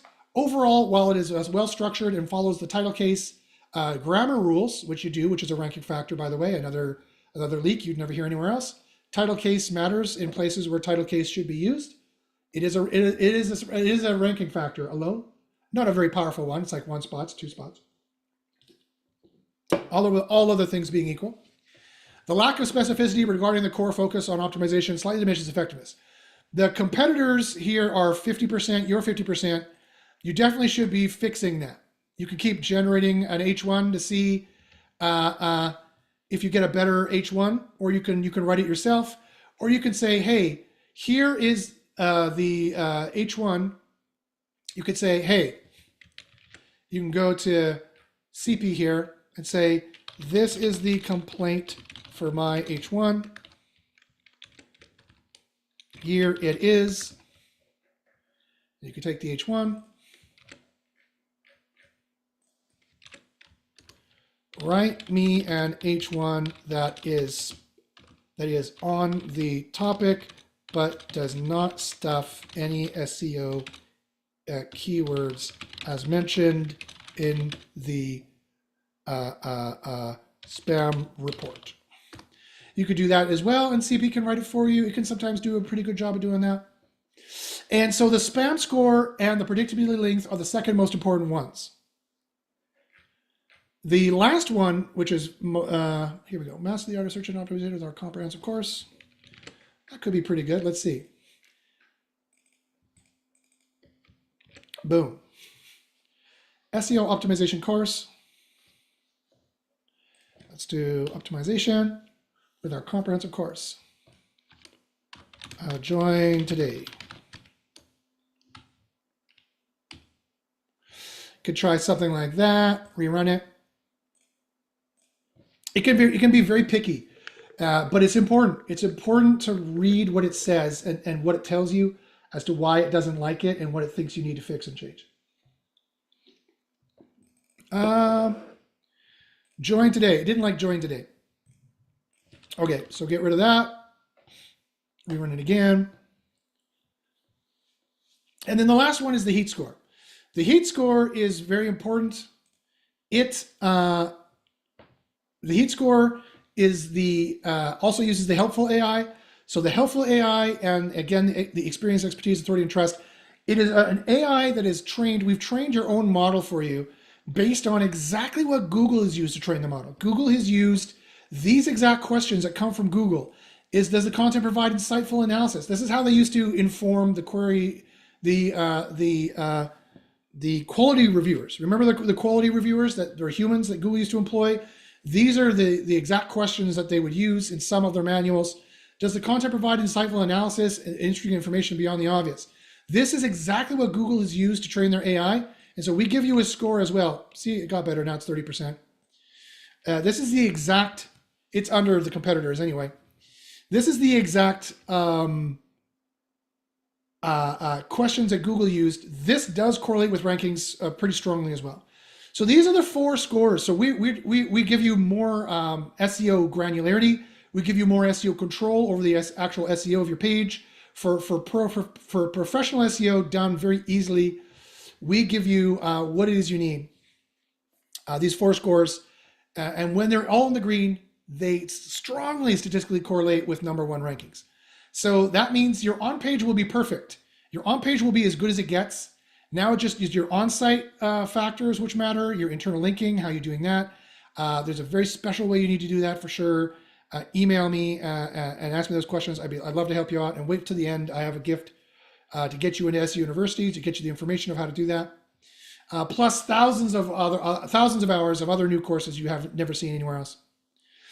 And that will, but the on-page being maximal is how you reduce the risk of everything else, and how, again, you get the interplay between the click age probability and the site quality. Now, so the final question is a practical question. Josh, fine, I get it. Okay, definitely there's a huge statistical data correlative analysis with all these scores. Instead of other tools that have 1 score, you have 4 scores, which is safer. It's measuring more. It's doing better SEO. It's doing far more SEO than I ever could, or any other tool does. Great, but I have a huge problem. I don't understand how to make the scores in the green. Let me show you how to get the scores in the green. So I showed you how to get the score in the green by getting CP to write you the H1. Not that hard to do. CP is there to help you out. That's why it's called CP. It's your co-pilot. It's your SEO co-pilot that can take a lot of the SEO tasks for you. But how I like to get the scores in the green really depends on what's wrong. In this, it's usually the semantic score is too low right now with HQA 2.1. This is a version beta 2.1 of a high quality writer. Usually it writes a smaller article, and it does that on purpose because smaller is better. There's this myth in the SEO community that a longer article ranks better. That's completely false. An article with the right semantic score ranks better. It doesn't matter necessarily how long it is. It could be 200 words. It could be 2,000 words. It really depends on all your competitors. If everyone else is 500 words and you write a 5,000 word article or a 2,000 word article, I guarantee to you that's working against you. Whether or not you got boosts or not, I guarantee it's working against you.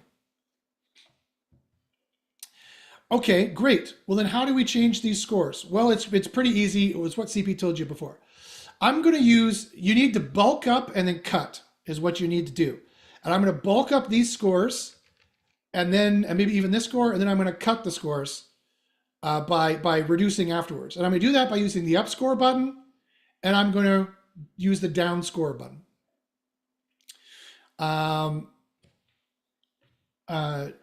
And so how do you do that? Okay, this is how you do it. And it's the same as the Marvel. I don't know if you guys have heard for like the Chris Hemsworth and all these guys who put on all this muscle for the Marvel movies, how they do it. What they do is they eat like 6,000 calories a day and they work out like crazy and they put on all this weight and muscle, but also, just flesh tissue. And then before filming, they go on a starvation diet and they dehydrate themselves and they cut the muscle. And that's how you build all this muscle and look like that. We're going to do the same thing. And they do it from the top to bottom. They work on the shoulders and the pecs and they move it down to the feet. We're going to do it the same way. We're going to build up the keywords at the top. We're going to add keywords from here. We're going to build them at the top until this score is way over, and this score is going to have to be way over. And then we're going to cut from the bottom and we're going to move our way up. So let me show you how easy it is. So it's very easy. You highlight a paragraph and you click the upscore button. And you see if it gives you any more content. You try it a couple times. It's like, great, okay. Gives you some more content, good. Then you highlight this sentence. And I'm going to take key benefits of pursuing SEO. I'm going to write that here like this. And then I'm going to highlight this and I'm going to go upscore button. And you can see, boom, it gives us way more. It gives us way more information. I'm going to this was called enhanced visibility. Okay, so now I'm going to add that back in, enhanced visibility. Great. Now I'm going to go here and I'm going to go boom. Key. I'm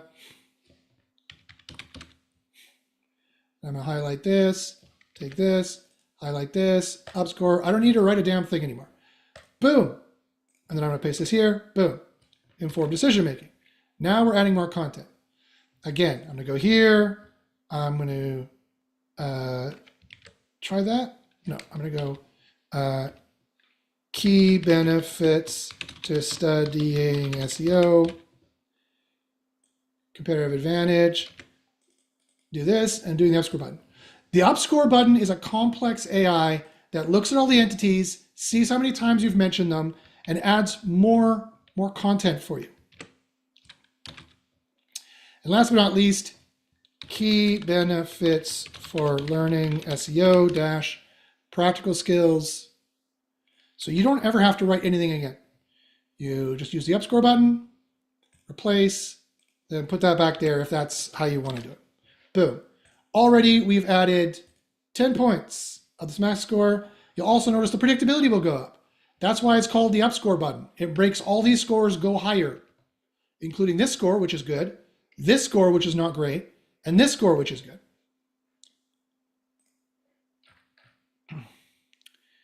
Raul asks, what about with local keywords? Will it ask to localize it? Yeah, you can ask it to localize it. You could say, keep it local on Winnipeg, Manitoba, and it'll put in Winnipeg, Manitoba information. Yeah. Justin says, why would the tool not automatically write the article to be in the green in all areas? That's a great question, Justin. It's because it's very, very hard to do. It is super, super, super hard to do. It is not easy. This is the version 2.1 of this tool. This is the most complex engineering in the tool by far of all the engineering in the tool. It is not easy to do to get the AI to write it. People don't realize how bad AI content is. I mean, I guess the entire SEO industry does realize it, and they make the mistake to thinking that all AI content is bad. And generally speaking, based on all the other tools out there, it is. Because it completely hallucinates. It's not factual. They don't have any if loops or chain of thought ideations for factuality, for current information, for taking into account these features, these query interpretation elements they need to add in, or the page type elements. It doesn't have any information to write it in a particular way to make sure it takes into account all these entities and the depth and spread of the entities, and make sure it's making a robust article, the kind that Google is going to rank. It is a very complex thing to do, my friend. But we are head and shoulders above everybody else. The sophistication of our engineering on this is unparalleled when it comes to any AI writer, never mind an AI writer for SEO. So it is really hard to do, my friend. It has cost us tens of thousands of dollars to build this. And it is by far the most sophisticated piece of engineering in this whole suite. But we're super, super proud of it.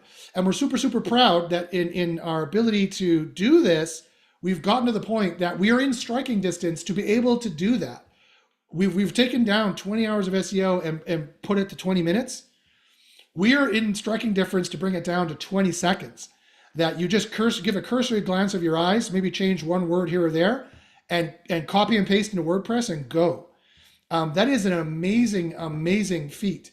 And we are super excited that we're able to produce that. And we're probably going to be able to produce it in the first if not the first quarter of 2025, the first half of 2025, we'll be able to put it out there. Justin says, I see what you're saying. What about fixing the scores, telling the AI to do that? The AI doesn't know, it's too complex for CP to do alone. CP can write paragraphs for you, for sure. But it's too complicated for CP to do all that on its own. You can't just get a chat GPT prompt to build a good article. Justin says layers, got it. Yeah, exactly. He says, I'm excited to use it. Awesome. It's a great tool. I know it is an amazing tool. We're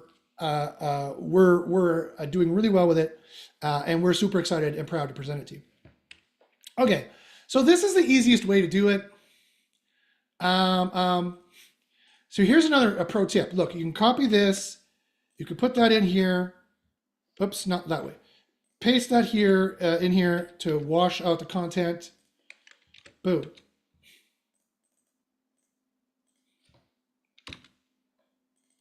And then you highlight this, boom.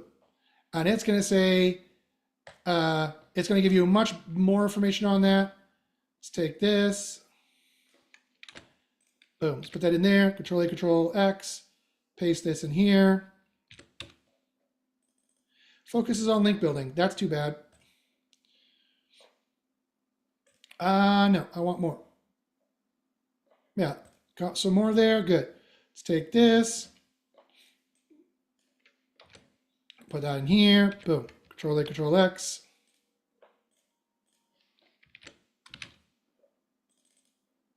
Upscore this. Got way more content there. Take this. Boom. Boom. Control A, Control X. Put that in here. Boom. Now, you might be like, Josh, why didn't you add just more paragraphs under this? I could have added more paragraphs under this. I didn't necessarily have to add the content in the tables. It's just that that's the content that is going to be helping users understand things. I try to add more useful content than content that is kind of fluff. But so let me highlight this. Boom.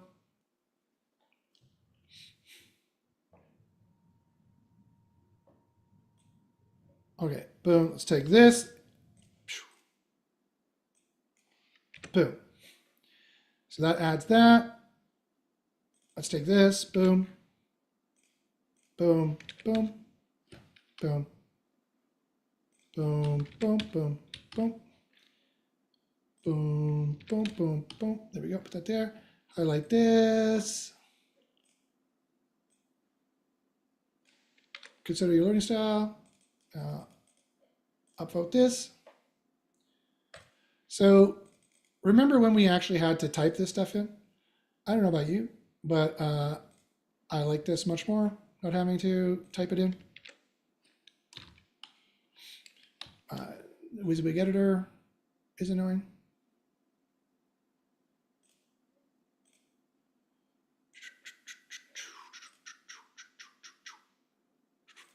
There we go.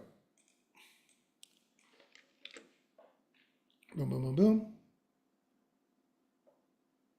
Read reviews. Put that there. Boom. Boom. Control A, Control X. Boom. Highlight this. Boom.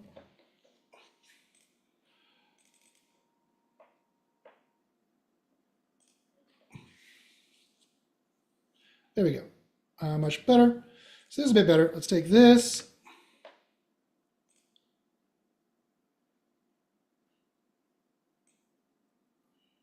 Read reviews.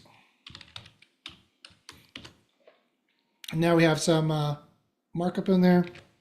Markdown. Please remove the markdown slash ta ta ta. Let's take this, make this paragraph, boom. Make that bold, boom. Let's take this here like this, boom. So CP can do things like this for you.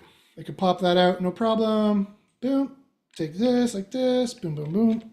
And then last but not least, check for practical components. and take this, upscore this, boom. So let's highlight this, make that a paragraph, easy peasy. Let's paste that in here, boom. Let's make that a paragraph, boom. And then do that, there we go. So we've added a whole F ton here of content. Let's see, 71, great, I'm way over now. This one is way over now. Fantastic. So now we have more than enough, even the predictability is not even that bad. Great, now what do we do? Now what we do is we start to cut it down. So we take this and we downscore it. We downscore it now, and it's going to keep a bunch of the keywords. We see it takes a bunch of them out, and it's going to write it with an engaging style. Boom, boom, boom. Boom, boom, boom. And, oh, this one's long. Boom, boom, boom. Boom, boom, boom. So now we'll replace that, and we'll save it. Now we'll check, how far did it bring that down? Perfect. It brought it right down into the Goldilocks zone. This should go down maybe a little bit. Yep.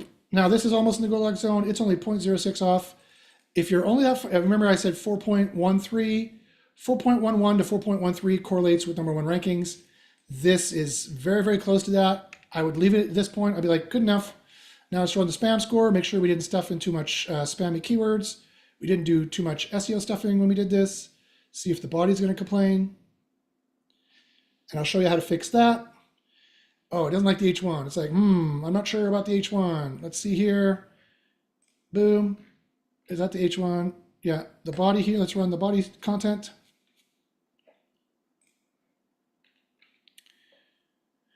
Justin says, I feel like carpet bombing and then coming back with your tool to improve those articles is the best use of time. Yeah, that's a good way that we do it. That's largely the way that we do it.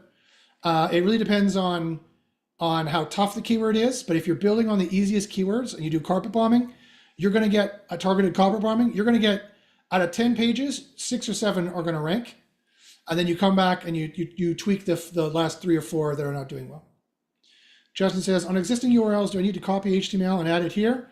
Or can I add URL and we'll pull it in? Both. There's an import button, or you can copy and paste certain sections. You could do that as well. He says, okay, great. All right, so now we've jammed in some SEO keywords here. It says the content discusses the importance of SEO education and guides to various courses. However, the phrase search engine optimization is used multiple times, which could be seen as an attempt to optimize for search engines rather than human readers. The phrase search engine optimization appears in natural context, but the repetition can be perceived as keyword stuffing. To improve the content could benefit from more varied language and synonyms related to search SEO, which would help to maintain a natural flow while still addressing the topic. Okay, so this was probably a bad example for me to use as how to get the scores down, because in spammy niches like SEO, payday loans, herbal Viagra, casino, crypto, those kinds of niches, my spam AI hates the content you're making anyway, just because it's spammy. And so does Google, by the way. So another way to get this down is I can search, okay, let's search SEO. Let's see if we're stuffing this in here in a way that seems spammy. Saying it once there, value of SEO, one of the key, pursuing SEO. So,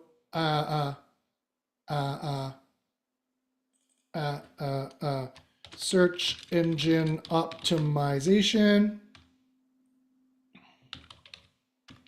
And let's spell it right because we're going for the American, not the British spelling there. SEO/SEM. And I've now changed the word because I put a slash in there.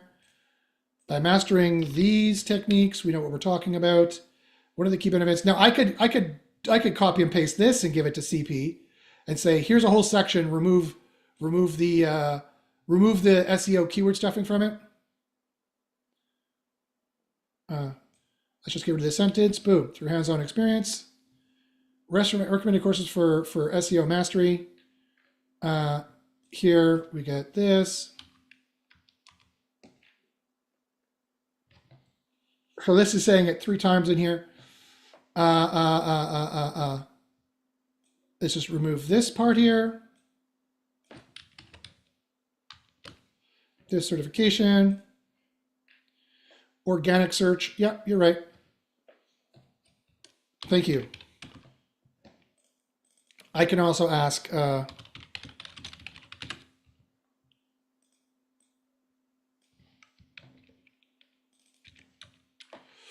that's another great one to put in there. Thank you.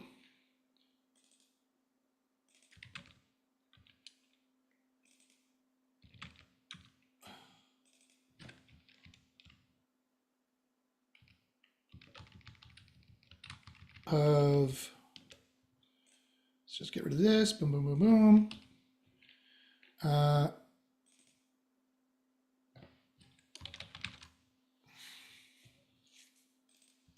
Get rid of that. Boom, boom, boom, boom. Okay, let's make sure we didn't go too far down. We went a little bit down. That's good. But again, I'm probably going to say it so many times, it's going to be pissed off.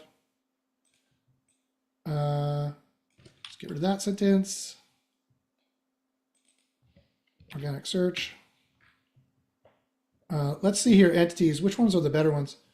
SEO, search. Yeah, search is a good one. Great.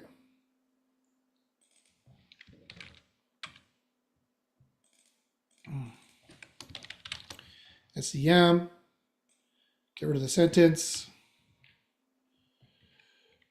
Organic search.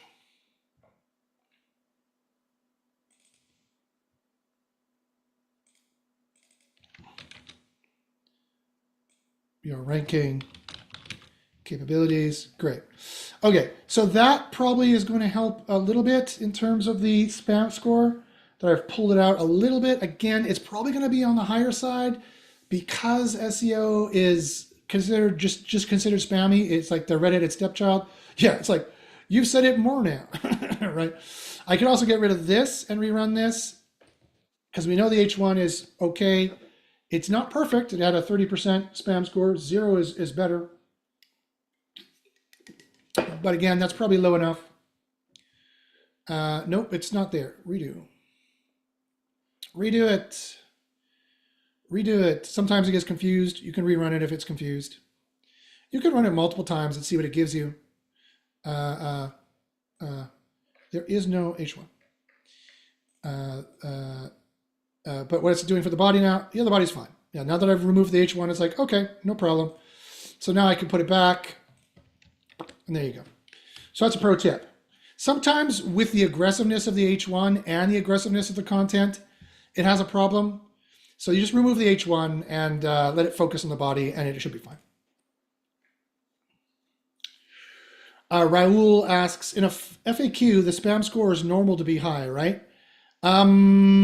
Yes, but that shouldn't be ignored. If your FAQ is high, that's a problem, right? That means you're stuffing in the keywords too many times. Google does not give a pass for FAQs. And just because your competitors are making that mistake doesn't mean that you should either. You could definitely have an FAQ, but it can't be mentioning the it cannot be mentioning the keywords too many times. That can definitely be an issue. Okay. So it wasn't that hard. This was like a tough one. It took me a little bit longer because it was tougher. But you can see where all the scores are now. They're all in the green. And that's all you need. I can copy and paste this and put it on my page. And it would be pretty good from in the middle between carpet bombing and search engine optimization. Sorry, carpet bombing and surgical.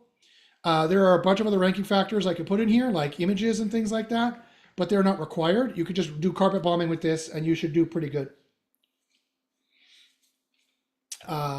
You would add it to a project. You can create a new project and assign and say, this is the test project, and it's done. So you know that this that you know that it's done, and you can move on with other pages in your workflow. So that's it, guys. It's pretty simple to use the system. Starting with keyword discovery, making sure you're more efficient than everyone else and you're building on the right searches to begin with, running a report and knowing that it's building you. It's going through tens of thousands of lines of code to find ranking factors that you didn't even know, you might not even know exist, and summing it up all in a way that AI can use to generate the perfect article that just will take, right now, it's a little bit of work to fix. In the future, it's going to be even faster and better. This is the premier tool. So we're super excited to have it for you. 2025 it's like 2005 again in terms of SEO. It is so easy to rank. The AI does most of the work for you, and it is such a positive time when other people are getting out of SEO because they're scared and they don't know what to do. That's just because Google has made it hard to do really, really dumb SEO. You have to admit, the SEO we were doing up until now has been pretty simple, right? It's like, do you want to rank for red apples? We have the best red apples. At Josh's Red Apples, you can get red apples galore. Get your red apples today. Like, we're stuffing in the keyword too many times, just like we did with SEO there. Google is not allowing that anymore, but my AI stops you from doing that. It helps you from making that content, and it's just going to get smarter at doing it as we move on. All right, guys. So that's it. What questions do you guys got? I got 2 gifts for you. Or actually, today we're going to do the one SEO University gift. So ask any questions you guys got. As promised, we're going to do the SEO University promo. The SEO University promo is email me for the special offer. So email me at joshbashinsky@gmail.com. And put special offer in the email. If you've liked any of the secrets that we've unlocked today, if you want to see more Google leaks, if you want to see more experiments that prove what the ranking factors are, join SEO University. It used to be, we've been running for 12 years.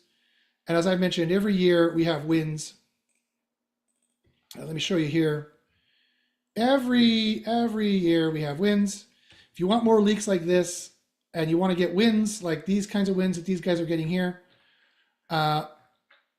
email me, getting featured snippets, for example.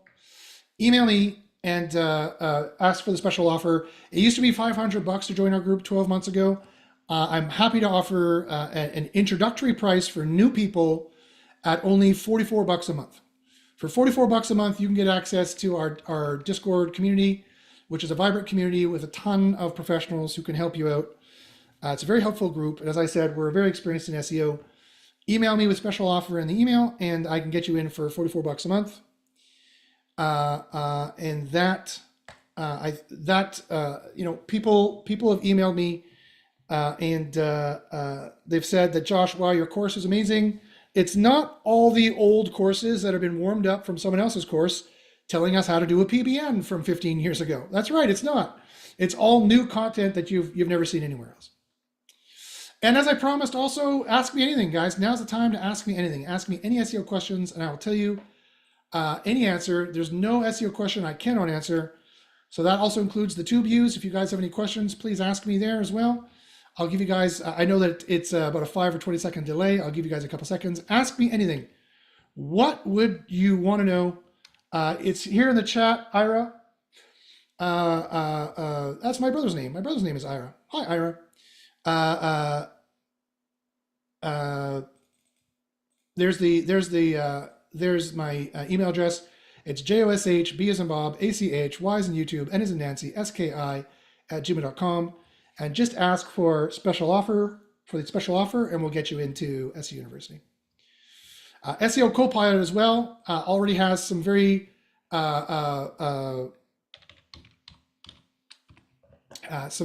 aggressive pricing as well for you.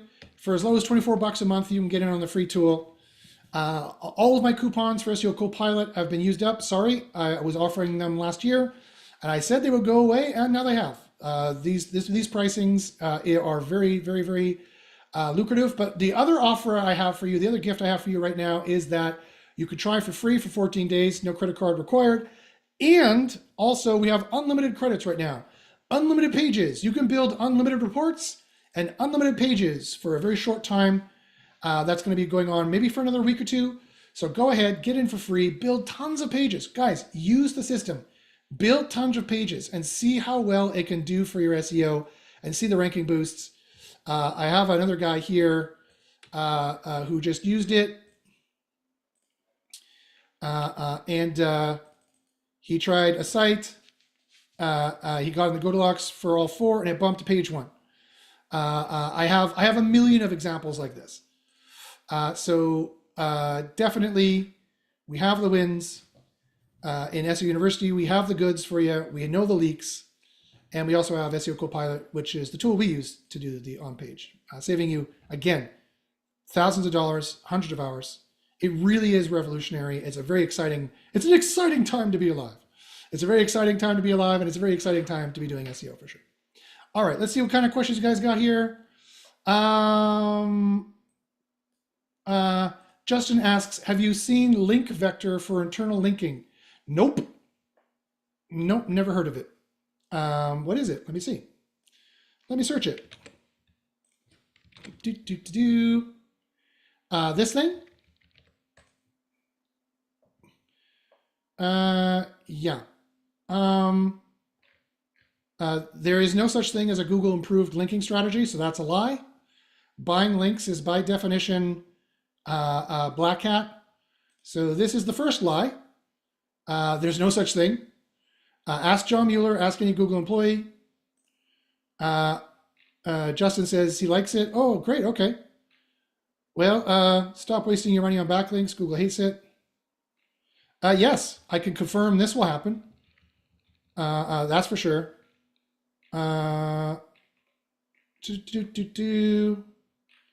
Okay, so where is his current folder like I have that proves, okay, so these images, okay, well, just because he has organic traffic, do you use this, Justin? Justin, have you used this? You use it? Okay, great, okay, well, yeah, I'll just started, huh? All right. I don't like that there's no Search Console in here. Search Console would be a much better way to adjudicate whether this is working or not. This is from SEMrush. We don't actually see any direct rankings going up. We just see traffic going up. Google Analytics, again, is traffic.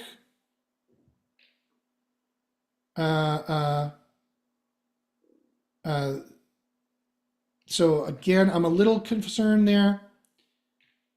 The importance of link architecture. Link best practices for Google. Yeah, some of this is definitely important, for sure. Writing good anchor text, yes, but there's some big, huge penalties in here that Google is nailing. So I'd be careful of that as well.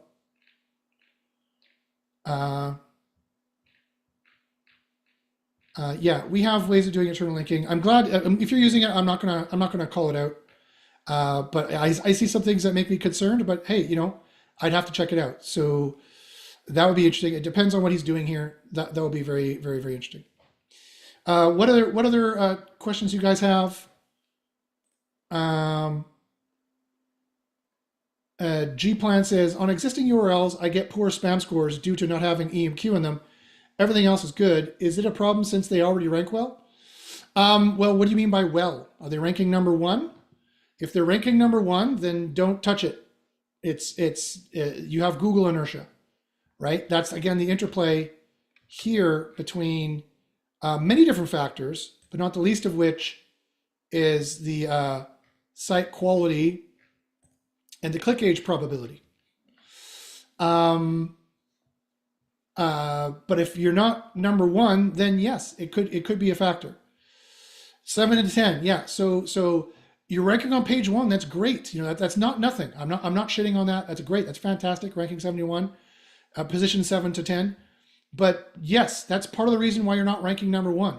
If these scores are not in the green, then you are going to have trouble, right? If these scores are not in the green, then that's part of the reason why you're not ranking number one. So yeah, you got to be very, very careful though. You got to read what my spam score says, and that you're serving the query intent for the EMQ, but you don't want to be stuffing it in places. That's definitely, there's a reason why I show you how many times it's being used by some of your competitors and being used in headers as well, the exact match keyword. It's important to have spread keywords as well. And it's important not to be on this topic, but to be on this topic. So there are definitely places in which you want to say the EMQ, and there's places where you don't, for sure.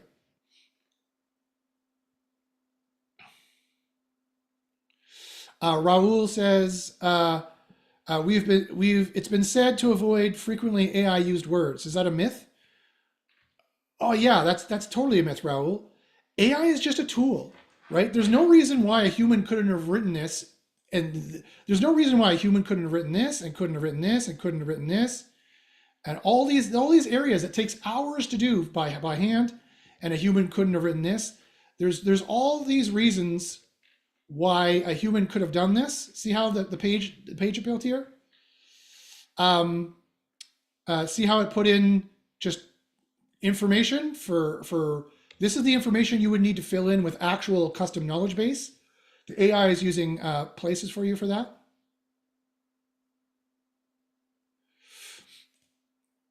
Oh, it says 2024. Okay, yeah. Justin gave me a message saying that this is saying it's in 2024, or one of these says 2024. Yeah, that is definitely something that we need to update. Thanks for letting me know about that. Like I said, getting AI to do all this is very, very difficult. This is like the .com days, guys. This is like trying to get, like, this is before Dreamweaver even existed or WordPress even existed, and trying to build web pages. Doing this with AI is, I can tell you, Justin says it's a beautiful time. Yes, it is. Yes, that's exactly how I feel, because this is where $1 million fortunes are made, my friend. This is the time to get into AI right now, for sure. But answering Raul's question, it's been said to frequently avoid AI used words. Is that a myth? It's completely a myth. Not only do we use AI to generate all the content, and we use AI to analyze all the content and reports. So that's completely a myth. Let me tell you what's not a myth. And let me tell you why the SEO community thinks you should not use AI content. Because they generate 1,000 pages of AI content. They put it on their site. Some get boosts, some get demotions. Why? Because it's a crapshoot, right? The AI is generating statistically content that sometimes gets some of these in the green, and sometimes your competitors have worse content than you. Sometimes they don't, and that's why they do these giant statistical data correlative analyses, and they generate AI content, and they think these things, like they think there's a content velocity penalty. There's not. They're like, I put 1,000 pages of content on my site, and some of them are like, it's great, it ranks well. And then you listen to the next SEO on YouTube, it says, it's terrible, don't do it, right? What's true? I could tell you right there, you could tell right away the science is not settled because the science is not agreed, right? You need to be doing peer-reviewed science like we do in SEO University, and that way we know the science is settled, and we know, and we've figured out that, if you generate AI content that is low quality, that is to say, has these red scores, yes, this is a problem. You can't just publish this. You need to get all these scores in the green, and then whether it's human written or not, if it's all in the green, it will rank well. Google has said, we don't care if it's AI generated. We care if it's high quality. And that is definitely true, and that's what the stats show. G-Plan says, everything else is in the green, just the spam score. Great, well, that's good. But you need to make sure the spam score is in the green as well. You need to read what it says, and you need to read why it has a problem. And it could be the title tag, it could be the URL, it could be the H1, it could be the body, it could be all the above. You need to check all those things for sure. Justin says, it's a beautiful time, and the gap between us, using SEO Copilot, I presume, and the others is huge now, and you're exactly correct. The gap between SEO Copilot and the other the other tools is an immense gap. And that's because I'm crazy. I'm AI crazy. I used my academic credentials. I've been studying AIs for the last 12 years in SEO University because Google has been using AIs ever since Panda and Penguin in 2011. Google has been using artificial intelligence and machine learning, and so I've been studying it ever since then. And I used my academic credentials to get access to ChatGPT before it was ChatGPT. When it was just GPT 3.0, the generative pre-trained transformer, I used my academic credentials to get access to it before OpenAI was even a company. When they were still just an academic think tank, I've been playing with GPT. I've thrown in thousands of megabytes of prompting. I've used it to build some very revolutionary software. Search me out on Google. You'll see some of the revolutionary software I've already built in GPT and using current AI models, but I've extended past GPT. GPT is just one AI model out of like 20 different AI models we build and are using for you. Not all AIs are created the same. Not all entities are created the same. It's not all just natural language programming. That is one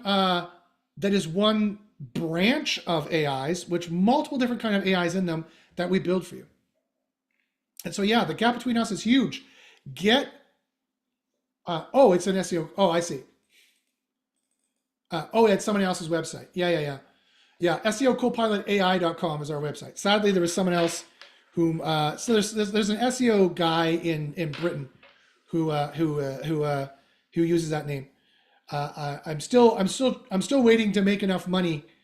We're making money. We have 2,200 users. We're cash flow positive. We are, as you mentioned, well above the competition, and the gap between us and everyone else is enormous. I'm just waiting to have enough money to trademark everything and patent everything, and then we own it all. Muhaha. But that stuff is expensive. Lawyers are expensive. Raul asks, and guys, if you have any more SEO questions, please fire them in there. Ask me anything, guys. Fire in any SEO questions at all. If you ever wondered anything about SEO, fire them in here.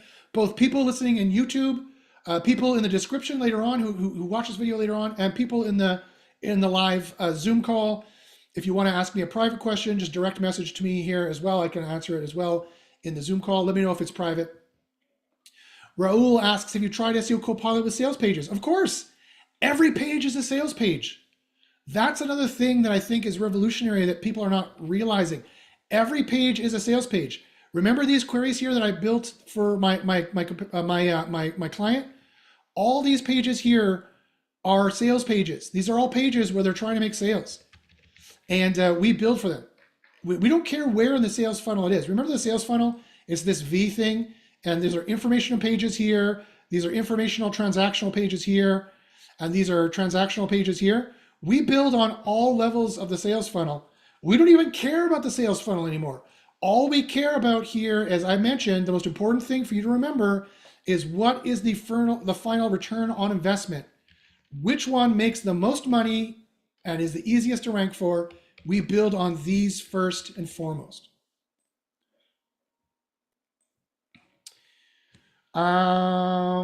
Justin asks, is citation linking a ranking factor? Yes. Is it part of EAT? Not really. But it is part of something that we call entity vector and reference rank. Entity vector and reference rank are major ranking factors. That's the biggest off-page signal that exists, far beyond linking. I definitely couldn't go through it. I have 100 hours of courses on it in SEO University. You need to join and see how we do it. But is citation part of that? Definitely. Most certainly. And it's not a local factor. It's for every site. Every page. It's for every page. Citation is just like, citation is like query intent and like page type. It is this little watered down little snippet. It's a little sliver of understanding and guessing that the SEO world has done that is like 5% correct, and the other 95% is the hidden iceberg under the water that really does all the heavy lifting for ranking. join SEO University, and I'd be very happy to show you exactly how it works. Raul says, most LLMs fail with simple text tasks. Because of them, most are generative models. Yes, that's true. A large language model can be, are all generative models by definition. They don't use embedding. That's right. They don't use, yeah, exactly. They don't use vector embedding. You're exactly correct. Google does. Google has not just fired up its version of ChatGPT and used that as a ranking factor. That's not how it works. Google has very complex AI. They are the godfather of artificial intelligence.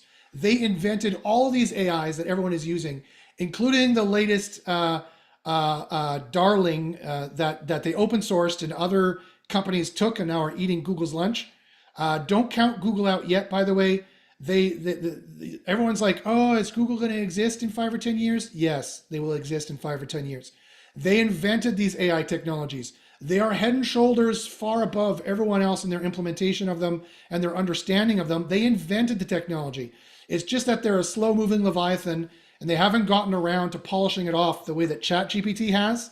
But even as Raul says here, you cannot, and he says Gemini deep research is awesome. Yes, exactly. Google has by far understood these AIs better than everybody else, and they still have the market share. They still have, by a margin of 10, they still have a market share above everyone else. The second biggest search engine is not Bing, it's not ChatGPT, it's YouTube, which again is Google and is using Google's ranking factors, which I also have a complete course on in SEO University if you want to rank in YouTube. It's the second biggest search engine. We suggest you rank there as well. ChatGPT and Bing haven't even taken up 1% of their search, haven't even cut into 1% of their search share yet. So again, Google is still the dominant search engine, and they will be for the next 10 years. Do not count them out. SEO is nowhere near dead. The only people saying that SEO is dead who just never really understood it to begin with have lost all their rankings and have pivoted and they're panicking. That's the only people who say SEO is dead. SEO has never been more alive. And because of people getting out of SEO, there's never been more holes in the armor and more open keywords that are wide open for you to rank for. It has never been better for you to make money in SEO than right now. And yeah, as Raul says, you cannot trust ChatGPT. It's a lovely tool. I use it all the time, but you can't trust it for facts. You can't trust it for what it's doing now. You need to use a very complex chain of thought ideation, and we are head and shoulders above and beyond where everyone else is. Raul asks, will you ever offer any sort of API in the future? Yes, I will probably use an API. I'll probably offer an API in the future. That is entirely possible. Ira asks, what level of SEO Copilot do I need to get to do what you've showed here today? Great question. Any of these levels will do it. They're just limited to how many pages you can build a month. Now, here's something that I didn't mention, that I forgot to mention, because there's a lot to talk about. And I gave you a thumbs up as well, Ira. This is a great question. Here's a pro tip that you'll never learn anywhere else. Do a site colon search and look at your competitors. And check to see, go to the end of the search results here. And then if they say there's extra pages, add that too. And see how many pages you have and count them up. There's 1, 2, 3, 4, 5, 6, 7 times 5 pages, about 30 to 50 pages. If your competitor only has this, then this is what, and remember, it's not just one competitor, it's all of your competitors in the top 1,000. So I would just do like the biggest sites on page 1 and check them. And I'm going to be building this into the AI soon, so you don't have to do this. But this is how you know how many pages you need to even have a chance to compete with them. To even have a chance to compete with them, you need to know how many you need, right? So this is a very small example. This is a small example. This guy is ranking #1 and doing millions. This guy's doing millions of impressions a year with only 30 to 50 pages. If they come down to page 5, you can basically count 10 per page and say, okay, it's 10 per page, 50 pages. And so to compete with this guy, to be even hopefully close to have the same kind of factors that this guy does, let's say he was your competitor, you'd need to have at least 50 pages built. And again, it's a race. Are you going to take 10 months to build that up? If you are, you're not going to win. It's a race. He already has 50 pages. You need to get 50 pages now to compete with him, to even have a chance of competing with him. And a lot of people think, well, isn't there a content velocity demoting penalty? And the answer is no. No, there's not. This is just, again, the API documentation directly states that you should have signals being added in a very quick factor. I can prove that to you in SEO University. I've gone through it. It's just common SEO myth, like the faithful myth of being like, I don't like you, so you're a traitor. It's just the same rumor and innuendo. Sadly, that is very sad how much humans use this. It's kind of depressing, actually, a little bit. But SEO University, we are a science-based group. We deny rumor and myth. We test. We're the myth busters in SEO. We test every single SEO myth and prove whether it's true or false. And content velocity is one of those myths.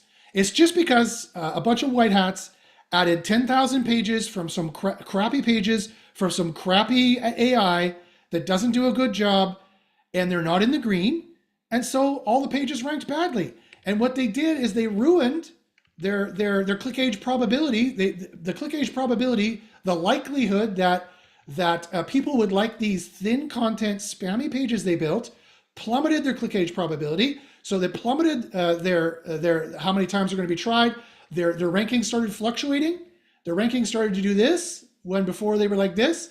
Then they started to do this. Ever see that before? That's Google about to nail you to the wall. If your ranking should look like this and like this. That's how your ranking should look. If your rankings look like this, you've got problems. You're about to have a heart attack in that reading. You're about to have a huge issue, especially if it looks like this and then it stops, and then it looks like this and there's another break, and it looks like this and there's another break. That's even worse. That's a click age probability so low that Google pulled you off the SERP for those days. You were so low quality compared to everybody else, they pulled you off the site, the SERP for those days. That's what you need to avoid, guys. And how do you avoid that? You build more pages faster than everybody else. The bare minimum of what you need is what your competitors have. How do you beat them? Have more better pages. And so, can you get by on just the $24 a month? Probably not. The only people that this is probably adequate for is people who just want to try it out, and people who have one tiny site in local, probably, where everyone else is like it's like landscaping Brandon, Manitoba. It's some tiny little town in some tiny little place. You know, it's whatever. It's some tiny little town, and all of your competitors have like a brochure 5-page site, and they don't even know what SEO is. Yeah, maybe you can get by on just this and matching their 5 pages in the first month. Maybe. You know how you blow them out of the water, and you guarantee that you will be the force to deal with, and you will have the dominant site on the SERP for the foreseeable future, and how you guarantee your rankings and guarantee your money and guarantee your business. You know how you do that? Blow them out of the water with a 500-page site.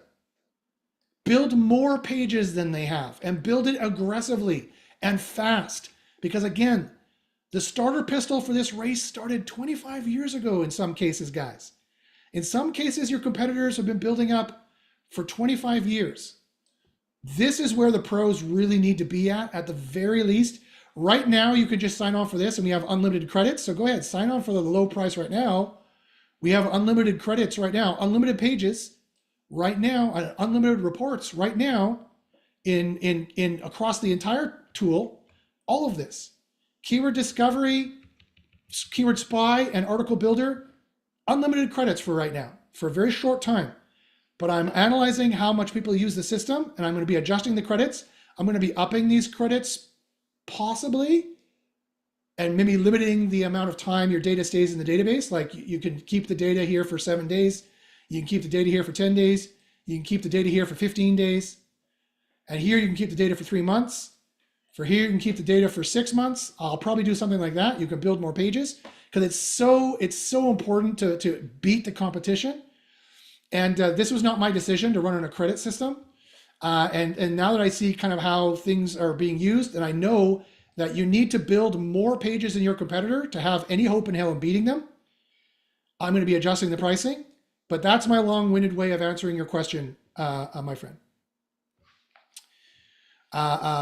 You get access to everything from here and beyond. But remember, you need to have at least as many pages as your competitor, and not just one of them. Don't just cherry pick one competitor. You need to check like all 10. And if one of them has like 1,000 pages here, well, then you need 1,000 pages. And when do you need them? Yesterday. You need them yesterday. Okay, great. So I hope that makes sense. Okay, Justin says, I find that Google stops at 300 results when the site actually has much more. I use Bing to see the number of pages. That's actually a great suggestion. You can use Bing, but I use this as a general idea because you're absolutely right, Justin. They do limit the amount of pages they show here. But this is actually showing you what Google thinks are good quality pages. Quite often what they don't show here are the low quality pages. They filtered out anyway. So I still like to use the Google one because it gives you an idea, including these are the pages that Google likes. And yeah, there could be far more, but they're really not helping. These are the quality pages that are helping them have a high click age probability and site score. So that's why I use this. So anyway, that whether you're using SEO Copilot or AI or not, that's the amount of pages you need, my friends. Building it by hand is going to take you too long and you're going to spend too much money.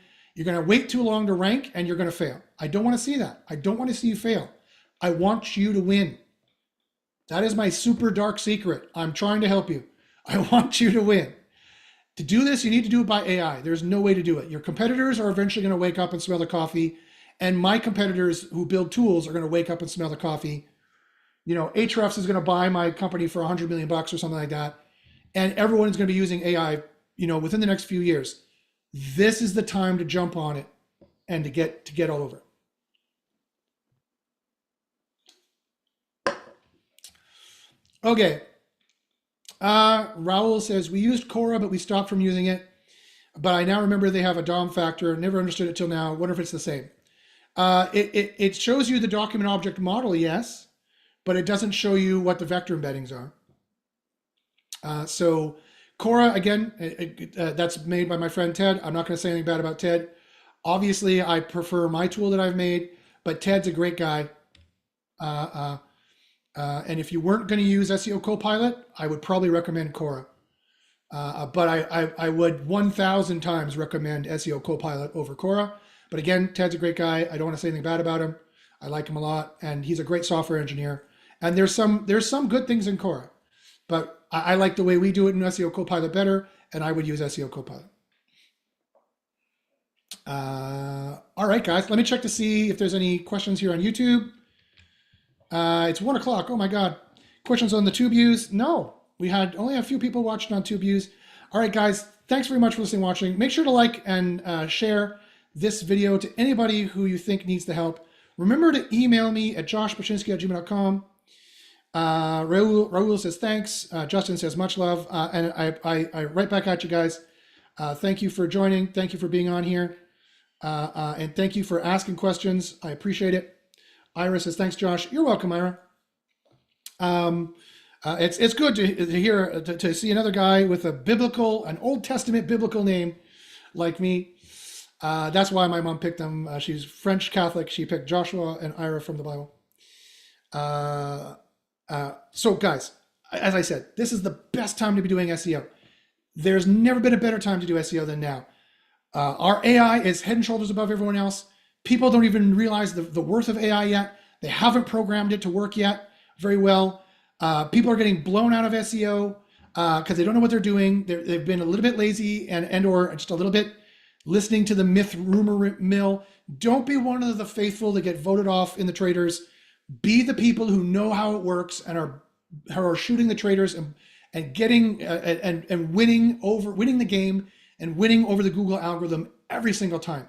Use the science, guys. Use the science. We have the science in SEO University. You can just email me at joshpachinski@gmail.com and I can get you in there for the low price of only $44. Used to be $500 to get into there. Now I can get you in for 44. I know economic downturn is hurting everybody, so I want to try to be nice and give you guys a chance to get in. It's less than a dinner out. It's a no-brainer. It is absolutely a no-brainer to join SEO University just to see what we have for 44 bucks. You cannot go wrong. Even if everything I have is crap, which it is not, but even if everything I have is crap, to find out for 44 bucks, it's a no-brainer. We are the best group that you've probably never heard of because that's the way we like it. G-Plan says, always learn something. Thanks. I'm glad you did, my friend. And again, if you have, even if you don't want to join, just email with any questions. You got any questions? I'm happy to help out. Email me at josh@pachynski@gym.com. That's Josh, B as in Bob, ACHYNSKI. And I'll put a comment in the description below this, and I'll definitely answer. And again, for a limited time, guys, we still have unlimited pages, unlimited reports, and SEO Copilot. Try the system out like crazy. Try it out. Find the gem keywords that have the money, that are easy to rank for, that you never would realize that people are searching, that you never imagined that they would search in. People do all kind of weird things. You never know what you're going to find in there. Do the research, make the money, put it in the green, get on page one, like I just showed you. One guy in Discord just sent to me randomly. I have about 1,000 other examples like that. I could show them to you if you like. If you want me to prove it, I'll prove it. I'll show you the examples.